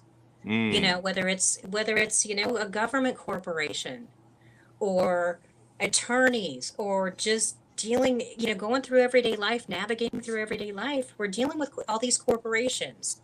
And, where we get scared is when somebody, when we've got a powerful corporation who's wanting to make moves, and is it going to affect us? And, what about, where do we stand? That's the thing that's confusing is we, we're believe that, our country was one way, and we're programmed that it's supposed to be one way. But when you actually apply it to real life and look at different laws and look at the way it's going down, and the government, the United States government's not even supposed to own any land. That's right. But yet they do. We have, I Nevada know. is like 85% owned by federal government.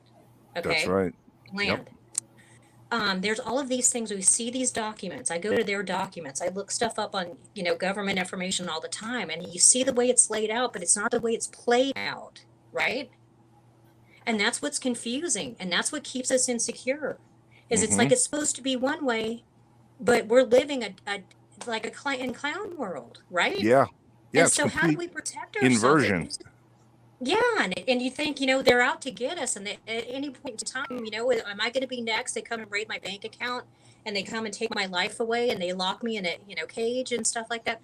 Oh, no, no, no, no, no. Let me tell you, this information that I'm sharing with you guys, if you go explore it, you find a way to really, really insulate yourself from all of that crap. And you find that it's really empowering to go, I actually have the tools that I can, I'm not fearful at all anymore. I'm just not. I'm like, you know what? Somebody, welcome to the party. Somebody wants to come along and give me some shit. I'm like, welcome to the party, baby. There you go. Give me the old Die Hard. Welcome to the party, pal. Yeah.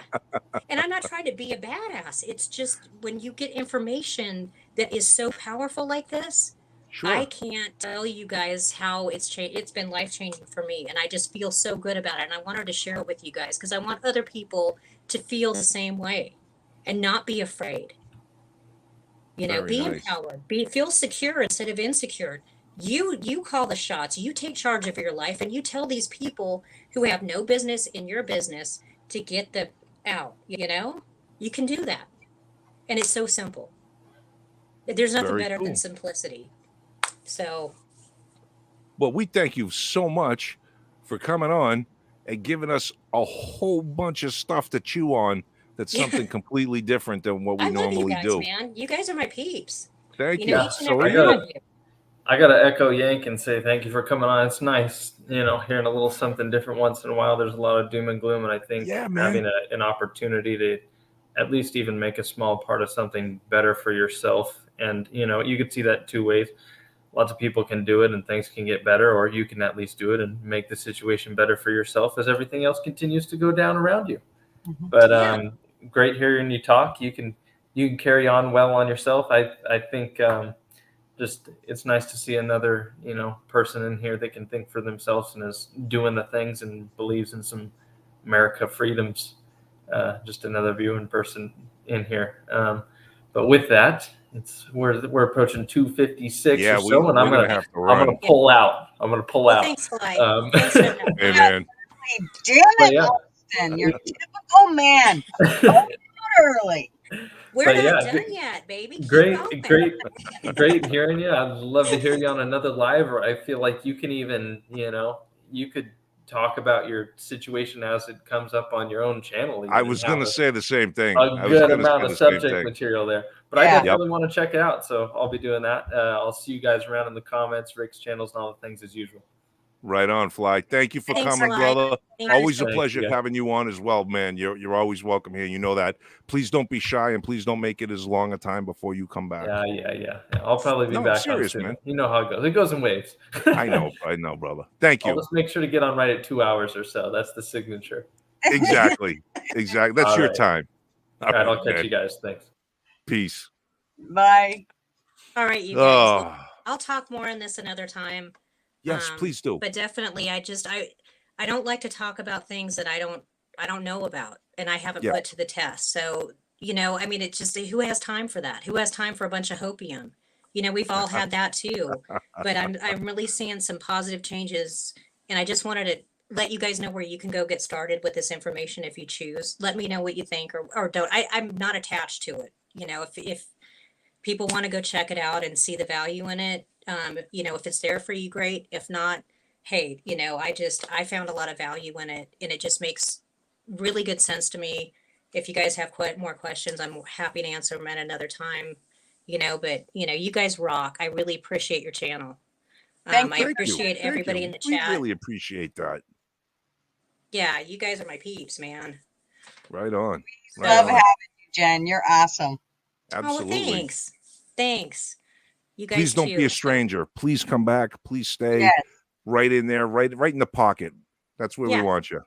I've been busy this summer, caught up in this stuff. That's why I haven't been to every live because it was a lot. I had to do a lot of learning and a lot of trying and stuff. But I've gotten things to the point now where I'm like back into my lives again with my peeps and stuff. I've got more time now. I had to act quickly. Yeah. But I'm happy to share as things go along. I'll share with you guys for sure. Absolutely. Cool. So anyway, I'll jump off. But love you guys. Have a good night. Thank you. You too. Okay. Bye. All righty. Bye-bye. Wow, that was That was really, was really interesting, man. eye-opening. Yeah, I'm gonna, as soon as we're off here, you know my ass, I'm sitting here looking at Alfonso Fagianolo, whatever. Maggiolo. Yeah, that. And the first one I'm going to is that property tax. Yeah. Oh, that piqued my ears. Boop. Yep. Yeah, we just paid our house off this year, so I know. Right on. Cool. All right, so you'll throw that in the links. I think a link Fly wouldn't. Crew is gonna. Fly Crew just Okay. said he'll throw it in there. So Okay. after the Beautiful. live. Thanks so much, Excellent. everybody. Thanks, Yeah, Bobby. guys. And I'm sorry we kind of got a little. This is why we like to have people on, because we get a little sidetracked on some different things, and unfortunately, the chat usually does suffer a little bit. But I don't and I'm mind sorry. it at all. This is not a one-track mind. This is a variety show for a reason, because everybody's got something different to bring to the table. And like we've said before, if it wasn't for you guys, there would be no Yank and Gutter. There That's right. really wouldn't, because it'd be us just sitting up here, and eventually y'all would get sick of hearing our shit. So, and go away. So, thank you so much.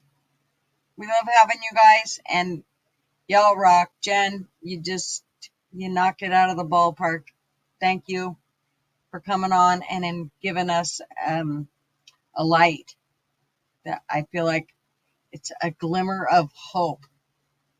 And so now I'm going to go see if I can pull the shades back on it. Nice. Right on. So I can't say it any better than Gutter just did. So I'm just going to say we're out of here in 5, 4, 3, 2, 1. Goodbye.